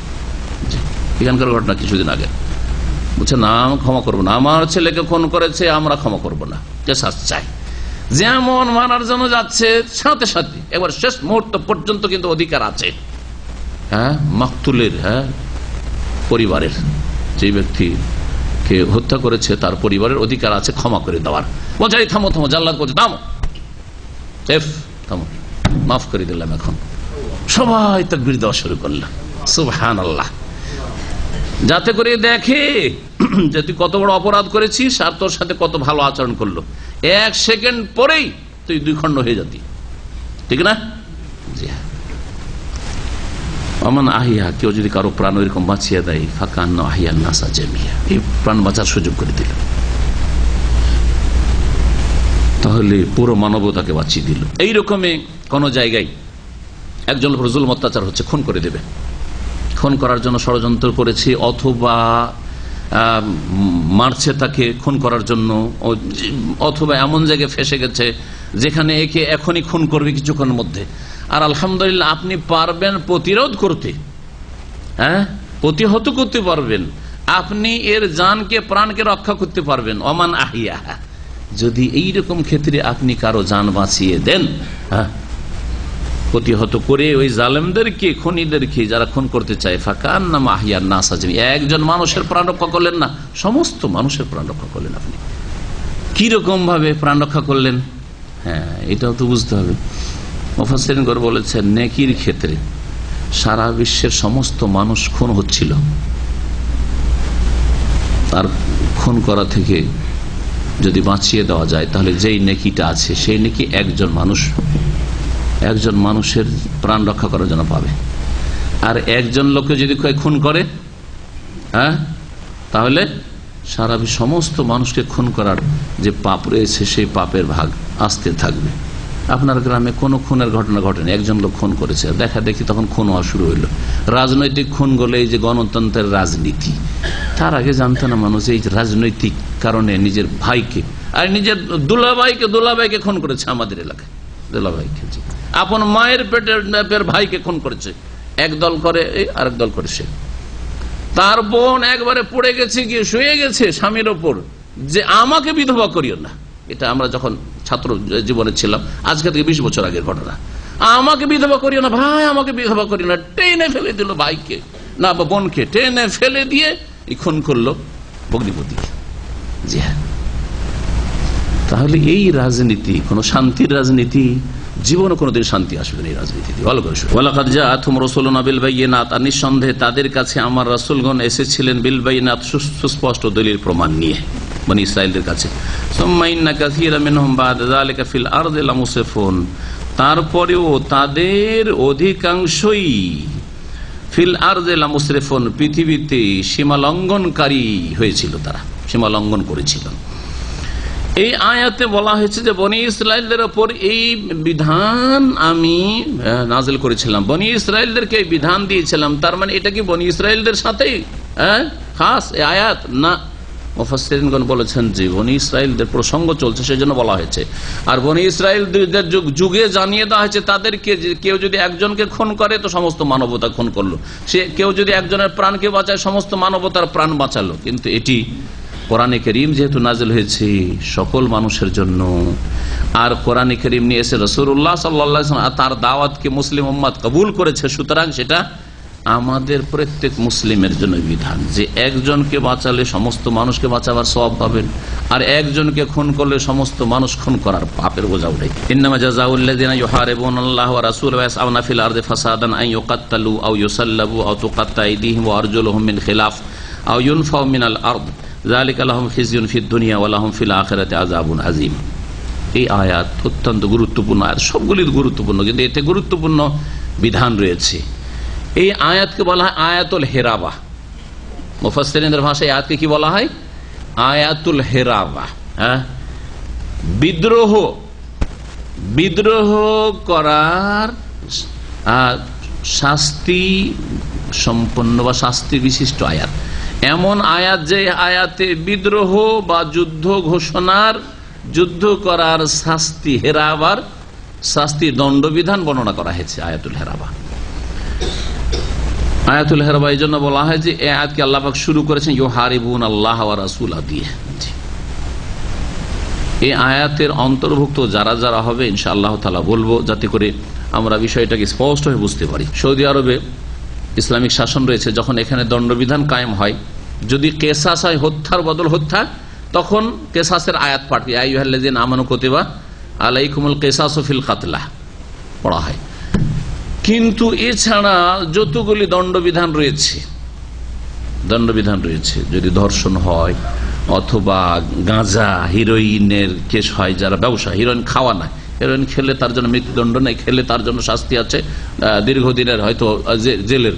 কিন্তু যদি কেউ যদি গাঁজার ব্যবসায়, হিরোইনের ব্যবসায়, এইরকমই জঙ্গি যারা অস্ত্র ধারণ করেছে, উগ্রবাদী যারা অস্ত্র ধারণ করেছে, অস্ত্র ধারণ করে ভীত সন্ত্রস্ত করেছে বা ষড়যন্ত্র করেছে, বড় নাশকতার কোনো প্ল্যানিং করেছে, এইরকম অপরাধগুলির ক্ষেত্রে যখন মৃত্যুদণ্ড কায়েম করা হয় তখন এই আয়াত পাঠ করা হয়। ইন্নামা জাযাউল্লাযিনা ইউহারিবুন আল্লাহ ওয়া রাসূলা। মহান আল্লাহ কি বলছেন? ইন্নামা জাযাউল্লাযিনা ইউহারিবুন আল্লাহ ওয়া রাসূলা, নিঃসন্দেহে ওই সব লোকদের শাস্তি, জাযা আল্লাযিনা ইউহারিবুন আল্লাহ ওয়া রাসূলা, যারা আল্লাহ এবং তার রাসূলের বিরুদ্ধে যুদ্ধ করে। হারাবা ইহারে মানে হারব থেকে, হারব মানে হচ্ছে যুদ্ধ। আল্লাহ এবং তার রাসূলের বিরুদ্ধে যুদ্ধ করে। আল্লাহর বিরুদ্ধে যুদ্ধ কি? আল্লাহর বিরুদ্ধে যেতে পারবে আসমানে নাকি? ইন্নাকা লান তাখরিকাল আরদা ওয়া লান তাবলুগাল জিবালা তুরা, না জমিনের ভিতরে ঢুকতে পারবে, না তো পাহাড়ের উপর চড়ে আল্লাহকে পারবে। আল্লাহর বিরুদ্ধে মানে আল্লাহর বিধানের বিরুদ্ধে যে বিদ্রোহ ঘোষণা, জি, তার একটি বড় অপরাধ হচ্ছে মুরতাদ হওয়া। কোন মুসলিম যদি মুরতাদ হয় মহারাবা। আর রাসূলের বিরুদ্ধে, রাসূলুল্লাহ সাল্লাল্লাহু আলাইহি ওয়াসাল্লামের জীবদ্দশা পর্যন্ত রাসূল নেই এখন, তো রাসূলের বিরুদ্ধে কি করে যুদ্ধ করবে? রাসূলুল্লাহ সাল্লাল্লাহু আলাইহি ওয়াসাল্লামের আনিত বিধানের বিরুদ্ধে যেসব বিধিবিধান রয়েছে শরীয়তের, তার বিরুদ্ধে যদি যুদ্ধ করে, বিদ্রোহ ঘোষণা করে, ওয়াসআউনা ফিল আরদি ফাসাদান, এবং জমিনে যদি অশান্তি সৃষ্টি করে বেড়ায়, জমিনে ফাসাদ, তাদের শাস্তি কি? আইয়ুকাত্তালু, তাদেরকে হত্যা করা হবে, আও ইউসাল্লাবু, বা তাদেরকে শুলে চড়ানো হবে, অথবা তাদের হাত এবং পা গুলিকে উল্টো করে কেটে ফেলা হবে। কয়টি শাস্তি হলো? কয়টি হইলো বলেন? তিনটি। আও ইউনফাউ মিনাল আরদে, অথবা দেশ থেকে তাদেরকে নির্বাসিত করা হবে। দেশ থেকে, আরদ মানে যে দেশ, আজ তো সারা পৃথিবী আরদ, তো পৃথিবী থেকে জমিন থেকে যদি তাকে নির্বাসিত করা হয় তো যাবে কোথাও? হ্যাঁ, তো দেশ থেকে নির্বাসিত করা হবে। যালিকা লাহুম খিজয়ুন ফিদ দুনিয়া, এটি হচ্ছে তাদের জন্য, এইরকম অপরাধীদের জন্য পার্থিব জগতে লাঞ্ছনা করা শাস্তি। ওয়ালাহুম ফিল আখিরাতি আযাবুন আযীম, আর তাদের জন্য পরকালে মহাশাস্তি তো প্রতীক্ষায় রয়েছে। আখিরাতের শাস্তি আছে, দুনিয়ার লাঞ্ছনা হলো যে এই দণ্ডবিধান কায়েম করা হবে। এখন এই মুহারাবা কি কি হতে পারে? আল্লামা ইবনে কাসির রহমতুল্লাহ আলাইহির ভাষায় একটি শুনেন, তারপরে বাকিগুলো আমি পুরো করে দেবো ইনশাআল্লাহ। বলছেন আল মুহারাবা হি আল মুদাদ্দা ওয়াল মুখালাফা, মুহারাবা হচ্ছে বিরোধিতা করা এবং বিদ্রোহ করা। ওয়াহিয়া সাদিকাতুন আলাল কুফর, সেটা কুফুরিকে বলা হয়। তাহলে একজন মুসলিম যদি আল্লাহ দ্রোহিতা মানে কি করে? নাস্তিক হয়ে যায়, বা কি করে? মুরতাদ হয়ে যায়। নাস্তিক তো আল্লাহর নেই কথা বলা, কিন্তু নাস্তিক না, সে বলছে আমি নামাজ মানি না, হ্যাঁ ইসলাম মানি না, রোজা মানি না, বুঝা গেছে? যে কোনো রকমের কুফরি করুক, এক কথায় মুরতাদ, যে কোনো হয়ে যদি কি হয়ে যায়? কাফের হয়ে যায়। মুসলিমের সন্তান মুসলিমের ঘরে জন্ম নিয়ে যদি কাফের হয়, ইসলাম বিমুখ, তাকে মুরতাদ বলা হয়। এক ওয়ালাকাত ইত্তারিকা, ডাকাতি। শোনেন, অনেকেই চিন্তা করেন যে চোরের শাস্তির কথা তো আছে কোরআনে স্পষ্ট, কিন্তু ডাকাত, হ্যাঁ ছিনতাইকারী, জি হ্যাঁ, অনেকেই চিন্তা কল্পনা জল্পনা করেন। বরং একজন কাফের এতরাজ করেছে যে তোমাদের তো ব্যভিচারের শাস্তি আছে, মানে সম্মতির ব্যভিচার, কিন্তু ধর্ষণের শাস্তি কোথায়? দুটো একই তো, কেমন করে হলো? এটা দেখো ধর্ষণ, আজকাল আবার জেনাকে দুই রকম করা হচ্ছে, তাই না? জেনা দুই ভাগে বিভক্ত। একটা হচ্ছে ধর্ষণ মানে জেনা বিল জবর, যেটা জবরদস্তি ব্যভিচার, এটা হচ্ছে ধর্ষণ, তাই না? আর যদি সম্মতি থাকে গার্লফ্রেন্ড, তাহলে অধিকাংশ সরকারগুলির কাছে ইল্লাম রাহিমাল্লাহ এটা হচ্ছে কি? বৈধ। সেজন্য 5 স্টারে বৈধ, কার লাইসেন্স আছে। পতিতালয় বেশ্যাখানায় দেহ ব্যবসা, যৌন ব্যবসা বৈধ, কারণ লাইসেন্স প্রাপ্ত, লাইসেন্স হোল্ডার, তাই না? হ্যাঁ, পার্কে যেসব দেশে স্বাধীনতা আছে, পার্কে বৈধ। হ্যাঁ, সম্মতি থাকলে হইলো, ও চিৎকার না করলি হইলো, হ্যাঁ চেঁচামেচি না করলি হইলো, ঠান্ডা হয়ে গেল, অসুবিধা নাই। আউযুবিল্লাহ, এসব মানুষ না ছাগলের চাইতে নিকৃষ্ট, আল্লাহ ভালো জানে। হ্যাঁ, জবরদস্তি করলে যে না হয় ওই কাজটি, আর শুধু সম্মতি রাজি হয়ে গেলে নাকি কোনো অপরাধী হইল না। সম্মতির সাথে, আচ্ছা সম্মতির সাথে যে না হয় সেটা গোপনেও হইতে পারে, আবার প্রকাশ্যে হইতে পারে। যেরকম অধিকাংশ জেনাগুলি গোপনে হয়, তাই না? লুকিয়ে নির্জনে গোপনের জেনা। আর একটা জেনা হয়তো খোলা কোনো জায়গাতে, হ্যাঁ কোনো মাঠের জমিতে অথবা কোনো পার্কে, একটু বন জঙ্গল দেখে, যেমন আজকাল পার্কগুলি এই কাজের জন্য অধিকাংশ ক্ষেত্রে ব্যবহৃত হচ্ছে, আলহামদুলিল্লাহ, সৌদি আরব ছাড়া। জি, আর পশ্চিমা সভ্যতা যেখানে যত বেশি গ্রাস করতে পারছে সেখানে তত বেশি তো জেনা সবকিছু হয়ে যাচ্ছে। আর বাকি শেষটা অনেক জায়গাতে হচ্ছে। জি হ্যাঁ, আর বাকি তো আল্লাহ আকবার, যারা ওই সব জায়গায় গিয়েছে তারা, যারা আল্লাহ না করে যে যান কোনো মুমিন মানুষ ওই সব জায়গায়, আল্লাহর গজব ওখানে নামতে আছে সবসময়, আল্লাহর গজব। জীবনে একবার ওখান দিয়ে যেতে গিয়ে দেখছি যে সুবহানাল্লাহ, এখানে থামা যাবে না, কারণ ওই সামুদ যে এলাকায় ধ্বংস হয়েছে সেই জায়গায় নবী সাল্লাল্লাহু আলাইহি ওয়াসাল্লাম তাবুকের যুদ্ধে যাচ্ছিলেন, তখন বলেছিলেন যে দেখো তাড়াতাড়ি করো, এখানে আল্লাহর গজব এককালে নেমেছে, আল্লাহর গজবের বকিয়া কিছু থাকতে পারে, এইখানে তোমরা অবস্থান করবে না। কিছু লোক ওখান থেকে পানি নিয়েছিল, পানি ফেলো, আটা সেনে দিয়েছিল, ছাতু সেনে দিয়েছিল খাওয়ার জন্য, বলছে ফেলো, সেই আটাগুলোকে ফেলিয়ে দিয়েছিল, ছাতুও ফেলিয়ে দিয়েছে নবী করিম সাল্লাল্লাহু আলাইহি ওয়াসাল্লাম, কারণ এখানে আল্লাহ পাকের ক্রোধ গজব এখন হইতে আছে। তাহলে ওই জাতি হাজার বছর আগে, কতদিন আগে ধ্বংস হয়েছে, তারপরে আল্লাহর গজব সেখানে হইতেই আছে। নবী যদি বলেন তো, যেখানে রাত দিন পার্কগুলিতে আল্লাহর গজবের ক্রোধের কাজ হচ্ছে, কত আল্লাহর গজব হচ্ছে, তারপর শখ করে দেখতে যাবে? শখ করে কখনো যাবে না ওইসব জায়গায়। কারণ আল্লাহর গজবের ভাগ আপনার নসিবও আসতে পারে। আবার জেনা গোপনে জেনা করলো, লুকিয়ে, ভয় করে সে লুকিয়ে একবার। আর একটা হচ্ছে খোলা জায়গাতে, মাঠে ঘাটে, অথবা যদিও সম্মতি আছে সম্মতিরই দুটো ভাগ করলাম।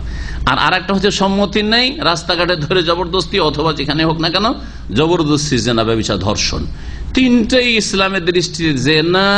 আর লুকিয়ে জেনা হলেও যদি প্রমাণ হয়ে যায় স্বীকারোক্তির মাধ্যমে অথবা কিসের মাধ্যমে বিনা বিবাহে গর্ভধারণ করেছে, এটা মেয়েদের ক্ষেত্রে, কিন্তু ছেলেদের ক্ষেত্রে 4 সাক্ষীর মাধ্যমে। 4 সাক্ষী। এই ক্ষেত্রে জেনা প্রমাণ করার জন্য কি লাগবে? 4 সাক্ষী লাগবে। অন্য কোন কেসে 4 সাক্ষী লাগে না, 2 সাক্ষী যথেষ্ট। কিন্তু জেনা মান ইজ্জতের কত মর্যাদা ইসলামে আছে যে 3 জন সাক্ষী যদি পেশ করতে পারে, 3 জন বলে, আর তারপরে দেখেছি বলতে হবে, এই নয় যে 2 জনকে একটু গল্প করতে দেখেছিলাম আর সেই জন্য বলে দেন যে হ্যাঁ তারা এই কাজ করেছে, 2 জনকে একই রুমে দেখেছিলাম। না, ওই কাজের অবস্থায়, ব্যভিচারের অবস্থায় দেখেছো কিনা 4 জন একসাথে। তাহলে জেনা প্রমাণ হবে। বোঝা গেছে? হয় 4 সাক্ষীর মাধ্যমে, নয় স্বীকারোক্তির মাধ্যমে। আর মহিলাদের ক্ষেত্রে বিনা বিবাহে যদি গর্ভধারণ করে, তাহলে এই জেনার শাস্তি কি? গোপনে হোক অথবা প্রকাশ হোক, জেনার শাস্তি সম্মতির সাথে যদি হয়, জেনার শাস্তি কি? বিবাহিত হইলে মৃত্যুদণ্ড, পাথর দিয়ে সংসার করতে হবে, রজম। আর যদি অবিবাহিতা হয় তাহলে মেয়াত জালদা। সূরা নূরের তাফসীরে পড়েছেন। ধর্ষণ, একজন কাফের মুসলিম একজন স্কলারকে প্রশ্ন করছে যে ইসলামে ধর্ষণের অপরাধ বেশি, জবরদস্তি করলো তো ওর শাস্তি কোথায়? ওই কাফেরকে বলবেন এই আয়াতে এর শাস্তি।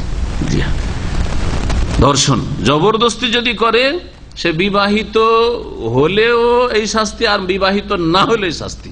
বিবাহিত যদি না হইতো আর সম্মতির জেনা হইতো তাহলে মেয়াত জালদা 100 কোড়া, ঠিক না? 100টি বেত্রাঘাত। কিন্তু এই ক্ষেত্রে 100টি বেত্রাঘাত না, যেহেতু জবরদস্তি করেছে, সেই জন্য শাসককে অধিকার আছে যে ধর্ষণকারীকে মৃত্যুদণ্ড দেবে যদি অবিবাহিত। জি হ্যাঁ। ওয়ালাকাতির তারিক, ডাকাতি, ছিনতাইকারী। তাহলে চুরি আর ডাকাতি আর ছিনতাই, এগুলোতে পার্থক্য কি বুঝতে হবে। তাহলে বুঝেন, বলেন কেউ। চুরি কাকে বলে? চুরির সংজ্ঞা কি? গোপনে, মালিকের অগোচরে, মালিক সামনে নেই, গোপনে যদি নেই, তাহলে এটাকে কি বলা হয়?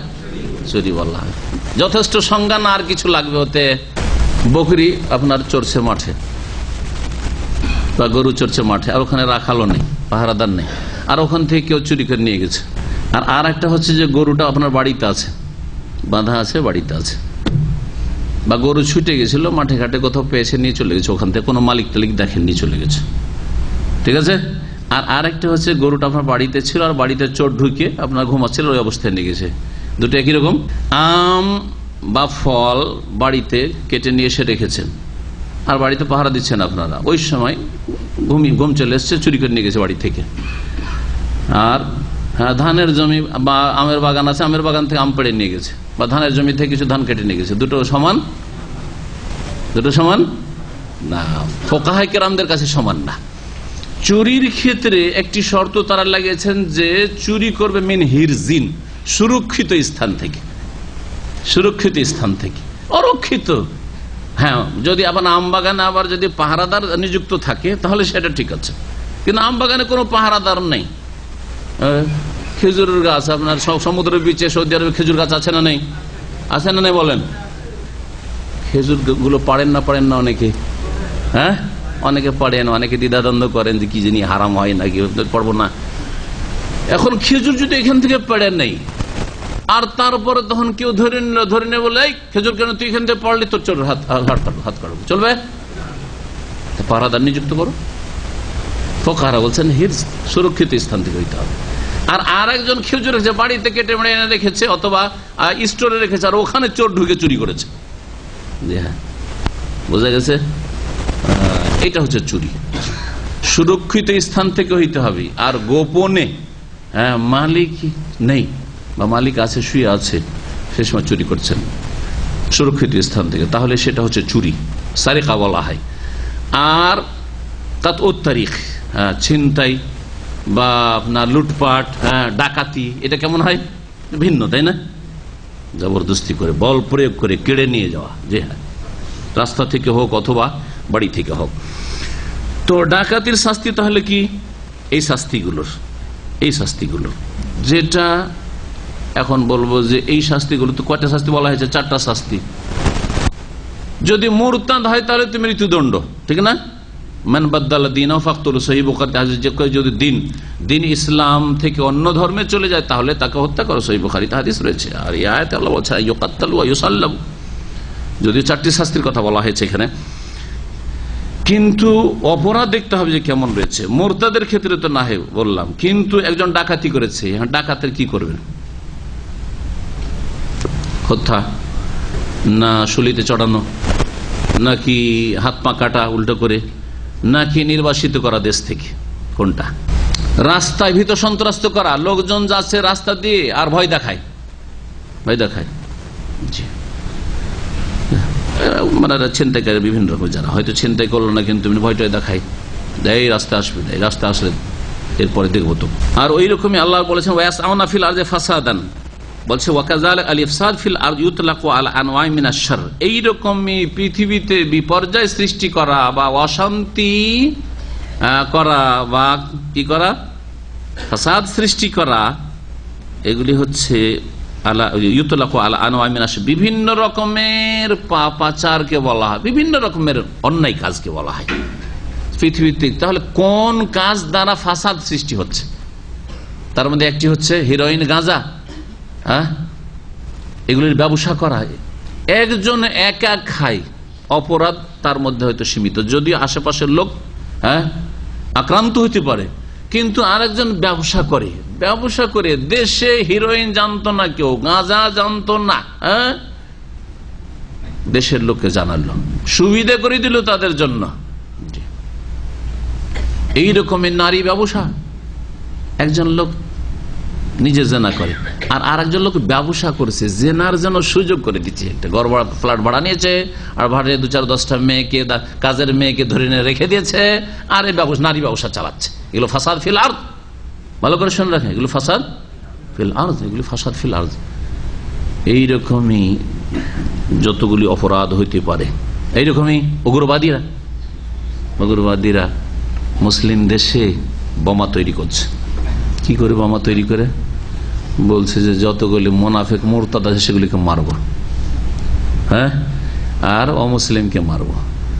এইগুলো কথা না তারা বলে, জজ কাফের, মানব রচিত বিধান তাদের কথাই ইসলামে, আমি বলছি না যে কাফের ডালহারে, তারা বলছে জজ কাফের কারণ মানব রচিত বিধান, উকিল কাফের মারো, শাসক কাফের মারো, বলছে না উগ্রবাদীরা, জঙ্গিরা মারার জন্য কি করছে? বোমা তৈরি করছে, বোমা তৈরির মাল ম্যাটেরিয়াল নিয়ে আসছে। এই ধরনের যতগুলি অপরাধ হইতে পারে সবগুলি এই আয়াতের অন্তর্ভুক্ত, এই শাস্তিগুলি তাদের জন্য। সুতরাং যে কোনো মুসলিম সরকার গুনাহগার হোক, আমি বলছেন যে সরকারকে আল্লাহওয়ালা হইতে হবে তাহলে দণ্ডবিধান কায়েম করবে, সরকার বার হোক, নেক হোক, অথবা ফাজের গুনাহগার হোক, পাপিষ্ট হোক, কিন্তু মুসলিম সরকার তার অধিকার আছে এই কোরআনী আইনের বাস্তবায়নের, বরং তার উপরে ফরজ, শুধু অধিকার নাই, তার ফরজ কোরআনী আইনের বাস্তবায়ন করবে সকলের ক্ষেত্রে। এই ধরনের যেগুলি অপরাধ রয়েছে, এই অপরাধের ক্ষেত্রে এবং অপরাধীদের ক্ষেত্রে এই দণ্ডবিধানের বাস্তবায়ন করবে।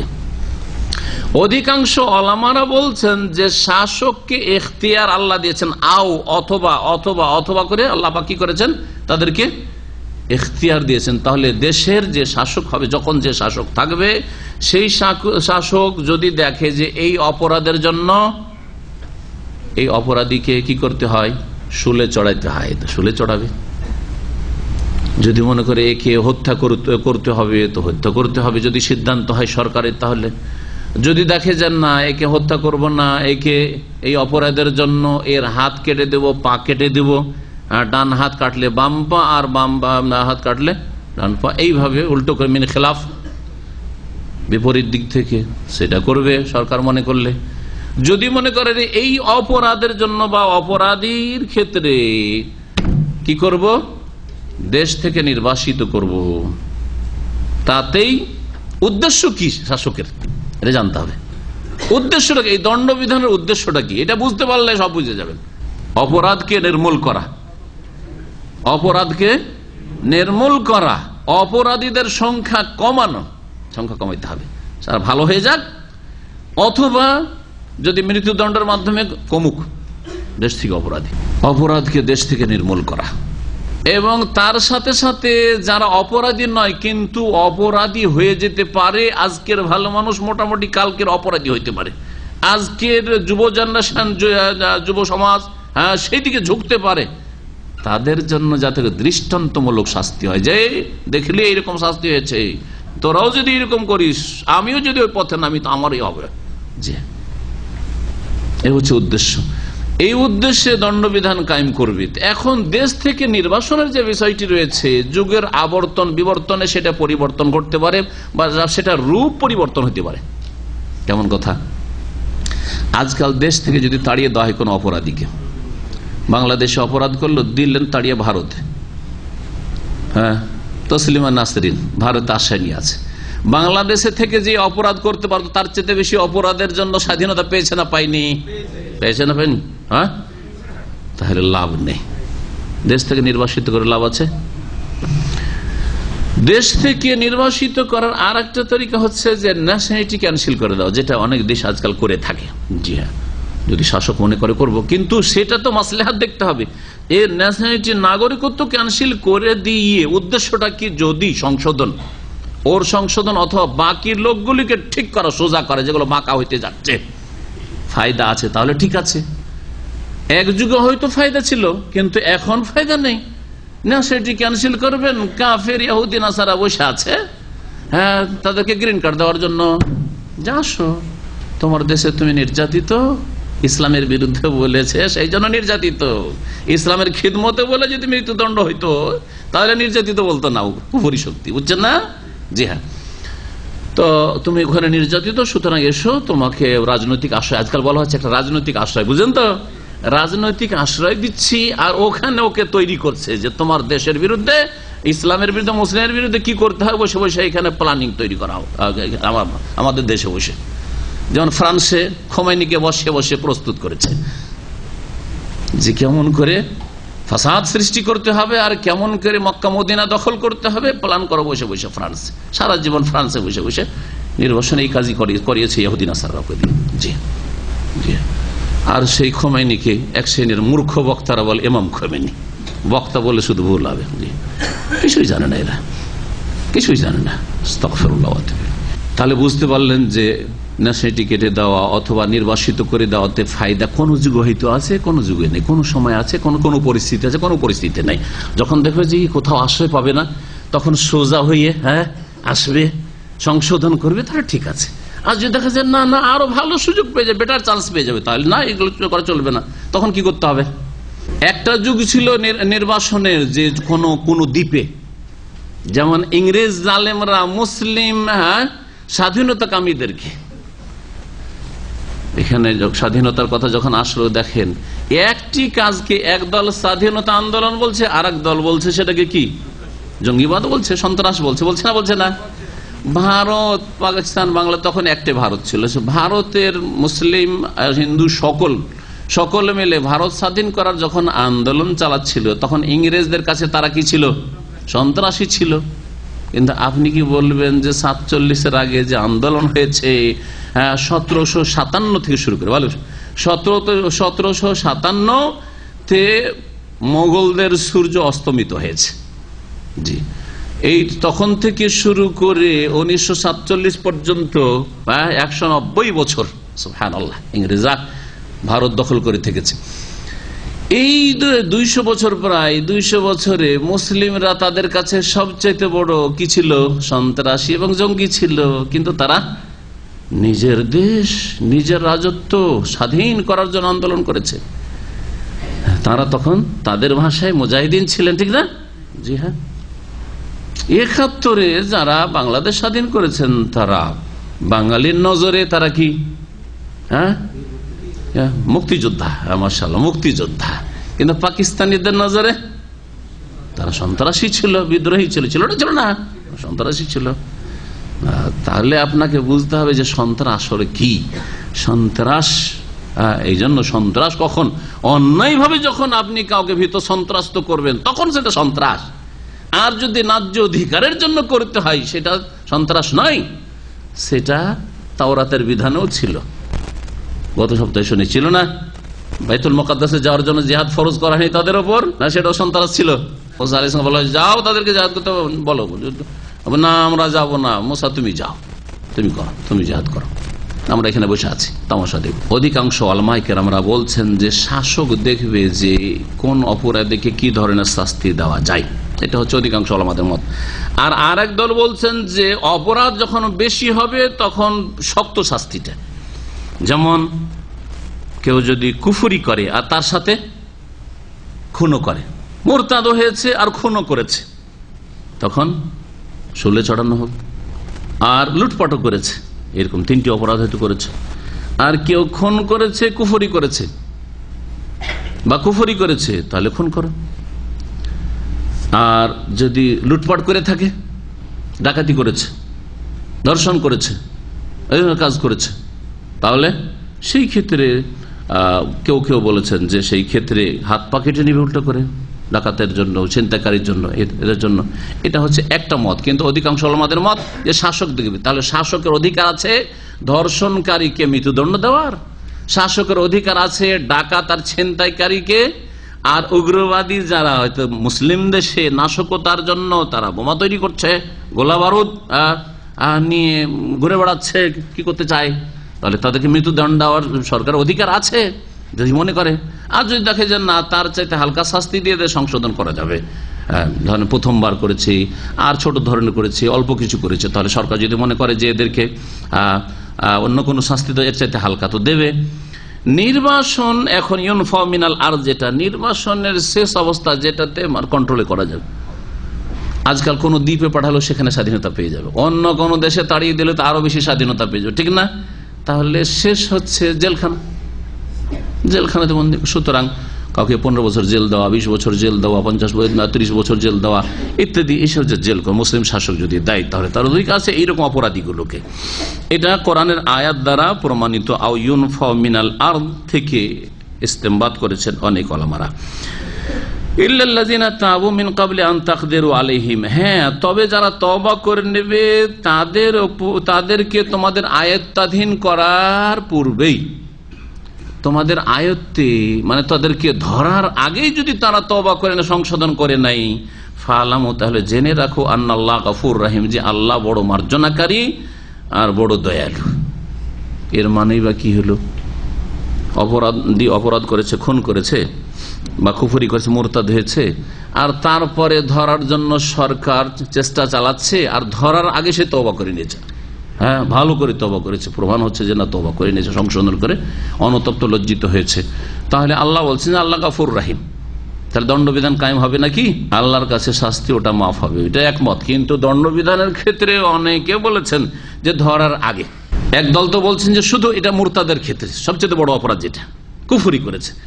একজন মুসলিম নাস্তিক হয়েছে, কাফের হয়ে গেছে, হ্যাঁ, বা ইসলাম ভঙ্গ করেছে, ঘোষণা করেছে যে আমি মুসলিম না, আর তাকে মুসলিম সরকার ধরার চেষ্টা করছে, তার আগে সে তওবা করে নিয়েছে যে না আমি কলেমা পড়ে নিয়েছি, আমি তওবা করে নিয়েছি, আর জীবনে এইরকম কথা বলবো না। জি হ্যাঁ, পত্রপত্রিকা ঘোষণা করে দিল তার তওবার কথা। তারপরে সরকার ধরে কি মান বাদ্দাল্লাযিনা ফাকতুল খুন করবে? না, করবে না, করবে না। নবী করিম সাল্লাল্লাহু আলাইহি ওয়াসাল্লাম সাহাবায়ে কেরামের জামানায় এইরকম একটা মুরতাদ হয়েছে, তারপরে তওবা করে ফিরে এসছে, মাফ করে দিয়েছে নবী করিম সাল্লাল্লাহু আলাইহি ওয়াসাল্লাম। কারণ হাদিস আছে আল ইসলাম ইয়াহদিমু মা কানা ক্বাবলা বা ইয়াজুব্বু মা কানা ক্বাবলা, ইসলাম আগের অন্যায়কে শেষ করে দেয়, অন্যায় অপরাধ যেগুলো করেছে সেগুলোকে ধ্বংস করে দেয়। তাহলে যদি কেউ মুরতাদ হওয়ার পরে ফিরে আসে তওবা করে, এই ক্ষেত্রে তো একমত, যেহেতু কালেমা পড়ে নিয়েছে আর তাকে মৃত্যুদণ্ড দেওয়া যাবে না, মুসলমান হয়ে গেছে সে। কিন্তু একটা লোক চোর চুরি করেছে, ডাকাতি করেছে, ছিনতাই করেছে, ধর্ষণকারী ধর্ষণ করেছে, দিয়ে তাকে সরকার ধরার চেষ্টা করছে, ওর মধ্যে ও বা খুন করেছে, তার উপরে সরকার ধরার চেষ্টা করে, তার মধ্যে ও তওবার ঘোষণা করেছে, পত্র পত্রিকাতে প্রচার মাধ্যমে আমি তওবা করেছি, আমি তওবা করছি, বা সরকারের কাছে এসে বলছে, কোন জায়গায় থানাতে এসে বলছে যে আমি সারেন্ডার করছি, অথচ খুন করেছে সে। তাহলে কি খুন করা হবে না? তাকে কেসাসে বাস্তবায়ন হবে না? না হবে, অধিকাংশ উলামাদের কাছে হবে, যদিও কেউ কেউ বলেছেন না হবে না। কোন কোন ক্ষেত্রে হইতে পারে, যেমন ধরেন সন্ত্রাসী দলের সাথে মিলে গেছে, জি উগ্রবাদীদের সাথে মিলে গেছে, আর তারপরে বুঝতে পেরেছি যে আমি ভুল পথে চলে এসেছিলাম, তাড়াতাড়ি সরকার ধরার আগে, টের পাওয়ার আগে, সরকারের কবজাতে আসার আগে তওবা করে নিয়েছে, আর সরকার কাছে এসে বলছে যে আমি সারেন্ডার করছি, আমি ভুল পথে চলে গেছিলাম, আমি তওবা করছি। তাহলে এই ক্ষেত্রে তখন দণ্ডবিধান দেবে না সরকার।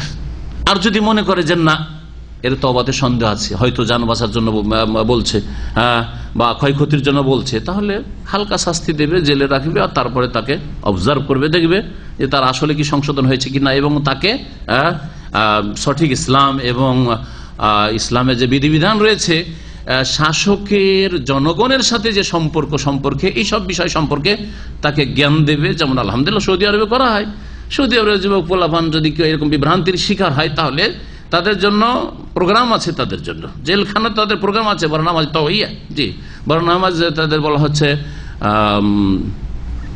তাদের সংশোধনের জন্য, জি মোনাসাহা বলা হচ্ছে, সেটাকে নসিহা, বোঝানো হোক তাকে যে তুমি যে পথটা গিয়েছো সেই পথটা ইসলামের পথ না, এটা ভুল পথ, জি এই কাজগুলি করবে। জি তারপরে ওসিলার কথা এসছে, আল্লাহ পাক রব্বুল বলছেন ইয়া আইয়ুহাল্লাযীনা আমানুত্তাকুল্লাহ, হে ঈমানদার মানুষেরা তোমরা আল্লাহকে ভয় করো। তাকওয়া আল্লাহকে ভয় করো, আল্লাহর ভয়ে, আল্লাহর অসন্তুষ্টির কাজ থেকে, গুনাহ থেকে বেঁচে থাকা, ফরজ ওয়াজিব আদায় করা, ভালো কাজ করা।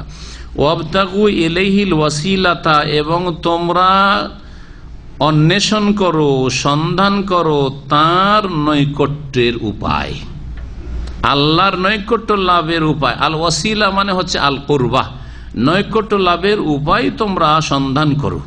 ওয়াজাহিদু ফি সাবিলিহি, এবং তার পথে, আল্লাহর পথে তোমরা প্রচেষ্টা চালাও, জিহাদ করো। জিহাদ মানে শুধু অস্ত্র না, জিহাদ মানে সর্বস্তরের প্রচেষ্টা চালানো। আজ সর্বোচ্চ স্তর প্রয়োজনে এবং শর্ত পুরা হলে তখন অস্ত্র ধারণ, কিন্তু নাফসের জিহাদ, জি ধন সম্পদের জিহাদ, হাদিস আছে জাহিদুল মুশরিকিনা বিআমওয়ালিকুম ওয়া আনফুসিকুম, মালের কথা রয়েছে, অত জাহিদুনা ফি সাবিলিল্লাহ বিআমওয়ালিকুম ওয়া আনফুসিকুম, জান মাল দিয়ে, সময় শ্রম দিয়ে, ইলম শিখার মাধ্যমে, এই যে চেষ্টা করে রোদে গরমে আসছেন, দিন শিখছেন, এটা কি মুজাহিদা নয়? চেষ্টা চালানো নয়?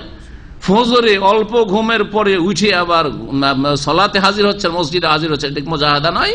প্রচেষ্টা নয়? সব কি শামিল। এইরকম গুনাহ থেকে বাঁচার জন্য গুনার পরিবেশে থেকেও নিজেকে বাঁচিয়ে রেখেছেন, এটা কি প্রচেষ্টা নয়? অবশ্যই প্রচেষ্টা। অনেকে ফেসে যাচ্ছে, আপনি ফাঁসছেন না।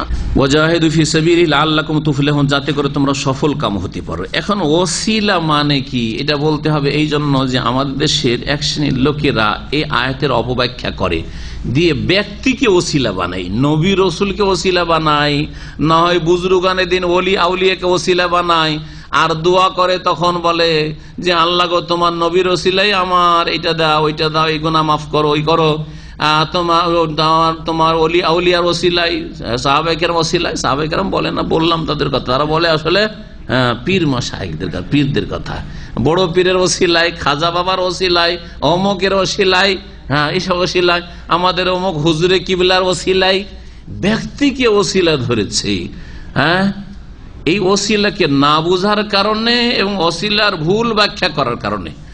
ওয়াও সিন লাম ওয়াসালা এর মানে কি হয় আরবি অভিধানে, ডিকশনারিতে, এটা দেখতে আপনাকে। আল ওয়াসিলা মানে হয় আল কুরবা। সময় আমাদের কাছে অল্প, এই জন্য আমরা আসলে ইবনে কাসির রহমতুল্লাহ আলাইহির কিতাব থেকে শোনাতে পারি না, কিন্তু অনেকগুলি তাফসীর শোনানো প্রয়োজন আসলে। তার মধ্যে অনেক কিছুই ছাড়লাম, যেমন এই যে দণ্ডবিধানগুলির ক্ষেত্রে অনেক কিছু ছাড়তে হলো সময় স্বল্পতার কারণে। ওসিলার অর্থ শোনেন, আল্লামা ইবনে কাসির রাহমাতুল্লাহ আলাইহি ওসিলার কথা উল্লেখ করতে গিয়ে বলছেন আল ওয়াসিলা হিয়া আল্লাতী ইয়াতাওয়াসসালু বিহা ইলা তাহসিলিল মাকসুদ। ওসিলা যার মাধ্যমে লক্ষ্য উদ্দেশ্য পর্যন্ত পৌঁছা যায়। ওসিলা কাকে বলে? যার মাধ্যমে লক্ষ্য উদ্দেশ্য পর্যন্ত পৌঁছা যায়। সৌদি আরব আসবেন, আসার জন্য আপনাকে এরোপ্লেনের টিকিট লাগবে, ঠিক না? ভিসা লাগবে, পাসপোর্ট লাগবে, এগুলো হচ্ছে আপনার সৌদি আরব বিদেশ আসার ওসিলা। জি, এটা হচ্ছে সংজ্ঞা। ওসিলার শাব্দিক অর্থ থেকে শুরু করি, শাব্দিক অর্থ বলি। বলছেন যে ওসিলা কি, নিজের কথায় না বলে, আর শুধু ইবনে কাসির না, ইবনে কাসির চাই অনেক বেশি হবে যখন সাহাবীর তফসির আপনাকে শোনাবো। কারণ সাহাবী কার কাছ থেকে শিখেছেন? স্বয়ং রাসূলুল্লাহ সাল্লাল্লাহু আলাইহি ওয়াসাল্লামের তফসির। কারণ সাহাবী নবী ছাড়া আর কারো কাছে শিখেননি, নবীর কাছে শিখেছেন অধিকাংশ বিষয়গুলি। আর না হলেও তার চাইতে সিনিয়র সাহাবা কেরাম থেকে শিখেছেন, যে সাহাবী রাসূলুল্লাহর কাছে শিখেছেন। ইবনে আব্বাস রাদিয়াল্লাহু তাআলা আনহুমা থেকে বর্ণিত, তিনি বলছেন আইল কুরবা, ওসিলা হচ্ছে আল কুরবা, নৈকট্য। ওসিলা মানে কি? ওয়াও সিন লাম মানে হচ্ছে নৈকট্য। তো ওয়াবতাগু ইলাইহি, আল্লাহর কাছে পৌঁছার জন্য কি করো? সন্ধান করো। ইবতিগা মানে সন্ধান করা, তলাশ করো। হ্যাঁ, আল ওয়াসিলা মানে নৈকট্য লাভের উপায়, নৈকট্য, নৈকট্য তলাশ করো। এখন নৈকট্য কি, আল্লাহর নৈকট্য লাভের উপায় কি, এটা আপনাকে কোরআন হাদিস থেকে জানতে হবে। আর আল্লাহর নৈকট্য লাভের উপায় কোন ব্যক্তি না ঈমান আমল? আপনি মনে করছেন যে আপনার চাইতে পরহেজগার মাশাআল্লাহ অন্য কোন ভাইয়ের কথা বলি, কারণ আমরা গুনাহগার ভাই। আমাদের ভাই মাশাআল্লাহ দাড়ি খেজাব লাগানো আছে, দাড়ি পেকে গেছে, আমাদের চাইতে সিনিয়র, ঠিক না? উনি মাশাআল্লাহ নেক, আল্লাহর নেক বান্দা ধরে নেন। এখন আল্লাহর নৈকট্য লাভের জন্য ওনাকে ধরবেন না উনি যেইভাবে নেক হয়েছেন আপনি ওই রাস্তা ধরবেন? ওই রাস্তা ধরবেন। তো বড় পীরকে ধরবেন যে বড় পীরকে আল্লাহর কাছে পৌঁছে দাও, না বড় পীর হয়েছে আপনার ভাষায় যে যেই ঈমান আমল দিয়ে ওই রকম ঈমান আমল তাকওয়া তৈরি করবেন, কোনটা করবেন? হ্যাঁ, কোন ব্যক্তিকে ধরে আল্লাহর কাছে যাওয়া যায় না, এই সিস্টেমটা আল্লাহর কাছে নেই, আল্লাহর বিচারে নেই। আল্লাহর বিচার আছে যে ওরা যেভাবে এগিয়ে গেছে তোমরাও এগিয়ে যাও। উলাইকাল্লাযিনা ইয়াদউন ইয়াবতাগুনা ইলা রাব্বিহিমিল ওয়াসিলা, ওই যে সবকে ডাকছো যে বাবা গো, খাজা বাবা গো, গৌস বাবা গো, বড় পীর গো, জিলানি গো, চিশতি গো, আর শাহজালাল গো, আটরসি গো ডাকছো, ওদেরকে যে ডাকছো ইয়াবতাগুনা ইলা রাব্বিহিমিল ওয়াসিলা, তারাও আল্লাহর নৈকট্য তলাশ করতো, তারাও দৌড়তো যে আল্লাহর কাছে কি করে পৌঁছিব। ইয়াবতাগুনা ইলা রাব্বিহিল ওয়াসিলা আইয়ুহুম আকরাব, কে বেশি কাছে যেতে পারে। ওয়ায়ারজুনা রাহমাতাহু, এবং আল্লাহর রহমতের তারা আশাবাদী ছিল সকলে। ওয়ায়াখাফুনা আযাব, আল্লাহর আযাবকে তারাও ভয় করত। তুমিও তাই করো, আল্লাহর রহমতের আশা রাখো, আল্লাহর আযাবকে ভয় করো। হ্যাঁ, এবং আল্লাহ পাকের নৈকট্য তারা যেই ঈমান আমলের মাধ্যমে তলাশ করেছেন তুমিও তলাশ করো। তো কুরবাত যে অর্থ, সান্নিধ্য লাভ করা, নৈকট্য লাভ করা, নিকটবর্তী হয়, এটা হচ্ছে ওয়াসিলার অর্থ। ইবনে আব্বাস বললেন। তারপরে আরো উল্লেখ করছেন 2 নম্বরে কাতাদা প্রখ্যাত তাবী, আই তাকাররাবু ইলাইহি বিতাআতিহি ওয়াল আমালি বিমা ইউরদিহি, আল্লাহর নৈকট্য লাভ করো তার আনুগত্যের মাধ্যমে এবং তার সন্তোষজনক আমলের মাধ্যমে।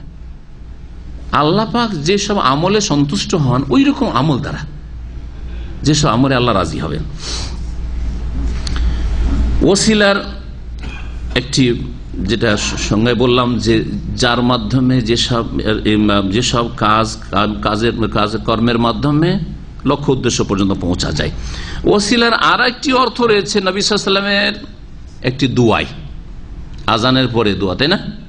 আজানের পরে যে দোয়া পড়েন, দোয়া মুখস্থ আছে, আল্লাহুম্মা রাব্বা হাযিহি আদ-দাওয়া আত-তাম্মা ওয়াস-সালাতিল কায়েমা আতে মোহাম্মদ। গোটা দোয়া তর্জমা না করে শেষখানে করি কারণ সময় অল্প। আতে মোহাম্মদানিল ওয়াসিলা, আপনি আজানের পর হে আল্লাহ তুমি মুহাম্মদ সাল্লাল্লাহু আলাইহি ওয়াসাল্লামকে ওয়াসিলা দাও। আতে মোহাম্মদ, মোহাম্মদকে দান করো তুমি, আল ওয়াসিলা। তো ওয়াসিলা মানে যদি এই পীর বুজুর্গ হয় তাহলে কি তর্জমা হবে? আল্লাহ মোহাম্মদকে বড় পীর দাও নাকি বলেন? আল্লাহ মোহাম্মদকে রশিদ আহমদ গঙ্গোহী দাও, এটা হবে নাকি? কিভাবে মানুষ কানাকে হাইকোর্ট দেখাচ্ছে, মানে ইসলাম তো বুঝে না, আরবি ভাষাও বুঝে না, ধোকা দিয়ে ওসিলা মানে পীর ধরো, ওসিলা মানে পীর ধরো, ওসিলা মানে দোয়াতে ওসিলা ধরো, কোন ব্যক্তির নাম বলো, দোহাই দিয়ে আল্লাহর কাছে যাও, আল্লাহর কাছে দোয়া কবুল করো না। আতে মোহাম্মদ ওয়াসিলা, আল্লাহ মোহাম্মদকে ওসিলা, তাহলে ওসিলা কোন একটি বস্তু আছে, বিষয় আছে যেটা মোহাম্মদকে দান করো সাল্লাল্লাহু আলাইহি ওয়াসাল্লাম। ওয়াল ফজিলা, এবং মর্যাদা ফজিল দান করো। ওয়াবাসু মাকামা মাহমুদা, এবং প্রশংসিত স্থানে তাকে পৌঁছিয়ে দাও। জি, আল্লাযী ওয়াদা, যার ওয়াদা তুমি করেছো। এখন এই নবী সাল্লাল্লাহু আলাইহি ওয়াসাল্লামকে যে ওসিলা দেওয়া হবে সেই ওসিলা হচ্ছে আরেকটি ওসিলা, সেটা বলছেন ওয়াল ওয়াসিলাতু আইযান আলামুন আলা আলা মানজিলাতিন ফিল জান্নাহ, জান্নাতের সবচেয়ে উচ্চ স্থানের নাম হচ্ছে ওসিলা। মুহাম্মদকে ওসিলা দাও মানে জান্নাতের সবচাইতে উঁচু স্থান দাও, সবচেয়ে উচ্চ মর্যাদা দান করো। এই জন্য নবী করিম সাল্লাল্লাহু আলাইহি ওয়াসাল্লাম বলেছেন মান কালা হিনা ইয়াসমাউন নিদা, যখন কেউ আযান শুনবে আর বলবে আল্লাহুম্মা রাব্বা হাযিহি দাওয়াতি তাম্মা ওয়াস সালাতিল কায়িমা আতি মুহাম্মাদিল ওয়াসিলাতাল ফাযিলা ওয়া বাসু মাকামাম মাহমুদ আল্লাযী ওয়াদতা ইল্লা হাল্লাত লাহু শাফাআতু ইয়াউমাল কিয়ামাহ, তার জন্য নবী সাল্লাল্লাহু আলাইহি ওয়াসাল্লামের শাফাআত অবধারিত হয়ে যাবে, ফরজ হয়ে যাবে। জি হ্যাঁ, তো ওসিলা মানে কোনো ব্যক্তি ধরন নাই, ওসিলা মানে যখন মাধ্যম, তো আল্লাহর কাছাকাছি যাওয়ার মাধ্যম কি? যে যত ঈমান ভালো করবেন তত আল্লাহর কাছে যাবেন, যে যত আমল বেশি করবেন আর কোয়ালিটি ভালো করবেন সে তত আল্লাহর কাছে যাবেন। ধরেন একজন লোকের ঈমান ঠিক আছে মানে তাওহীদ ঠিক আছে, কিন্তু ভিতরে হিংসা বিদে, কলবে কিছু ভালো জিনিসও আছে, ঈমান বিশ্বাসও আছে, আর কলবে হিংসাও আছে, বিদ্বেষও আছে। আর আরেকজনের কলবে ঈমান যেমন আছে তেমনি দিল খোলাসা, কারো ওপর কোনো আক্রোশ নেই, শত্রুতা নাই, হিংসা নেই, বিদ্বেষ নেই। দুটি সমান না, কেউ আগে পিছিয়ে আছে, অনেক আগে পিছিয়ে। আমলের ক্ষেত্রে একজন লোক 5 ওয়াক্ত নামাজ পড়ে, ফরজ নামাজ ছাড়ে না, আর একজন লোক 5 ওয়াক্ত নামাজ পড়ে, তাহাজ্জুদও পড়ে। একজন এগিয়ে আছে না নেই? আর একজন সালাতুদ দুহাও পড়ে, এগিয়ে আছে না নেই? একজন লোক শুধু রমজান মাসে রোজা রাখে, আরাফা রাখেনি, আর একজন লোক আরাফা রেখেছে আবার আশুরা রাখবে, সমান? এগুলো আমল হচ্ছে আল্লাহর কাছে যাওয়ার ওসিলা। জি, ওসিলা হচ্ছে ঈমান এবং আমল সালেহ। সিঁড়ি দিয়ে বুঝায়, ধোকা দেয় মূর্খ বেদাতি বক্তারা যে হ্যাঁ উপরে উঠলে সিঁড়ি লাগে, আল্লাহর কাছে যেতে সিঁড়ি লাগবে না, সিঁড়ি হচ্ছে পীর। সিঁড়ি পীর না, সিঁড়ি হচ্ছে ঈমান এবং আমল। সিঁড়ি হচ্ছে কি? ঈমান এবং আমল। তারা ভুল সিঁড়িতে চড়েছে, ভুল সিঁড়িতে যদি চড়েন তাহলে ভুল জায়গায় পৌঁছবেন না? হ্যাঁ, ওরা ভুল জায়গায় চড়েছে, সুতরাং পৌঁছে যাবে জাহান্নামে। আর সহি জায়গায় আপনি ঈমান আমলের সিঁড়িতে চড়েন, জান্নাতে পৌঁছে যাবেন। সময় শেষ প্রায়, এখন আয়াতের বাকি অংশটা শেষ করি। আয়াত নম্বর কত? 34, তাই না? ইন্নাল্লাযীনা কাফারু, নিঃসন্দেহে যারা কুফরি করেছে, লাউ আন্না লাহুম মা ফিল আরদি জামিয়ান, তারাকে যদি সারা পৃথিবীর সমস্ত সম্পদ দিয়ে দেওয়া হয়, অমিসলাহু মাহু, আর তার মতো আরো পৃথিবীতে যা কিছু আছে তার মতো আর এক পৃথিবী দিয়ে দেওয়া হয়, লিয়াফতাদু বিহি মিন আযাবি ইয়াউমিল কিয়ামা, যাতে করে কিয়ামতের শাস্তি থেকে তারা মুক্তিপণ হিসাবে তা দিতে পারে।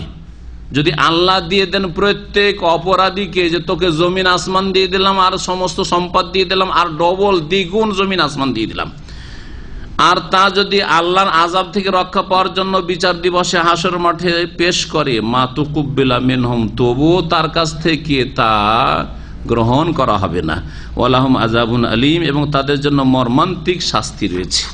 এখানে আজকে তাফসীর শেষ করছি। ওয়া সাল্লাল্লাহু ওয়া সাল্লাম আলা নবিয়িনা মুহাম্মদ ওয়া আলা আলিহি ওয়া সাহবিহি আজমাইন।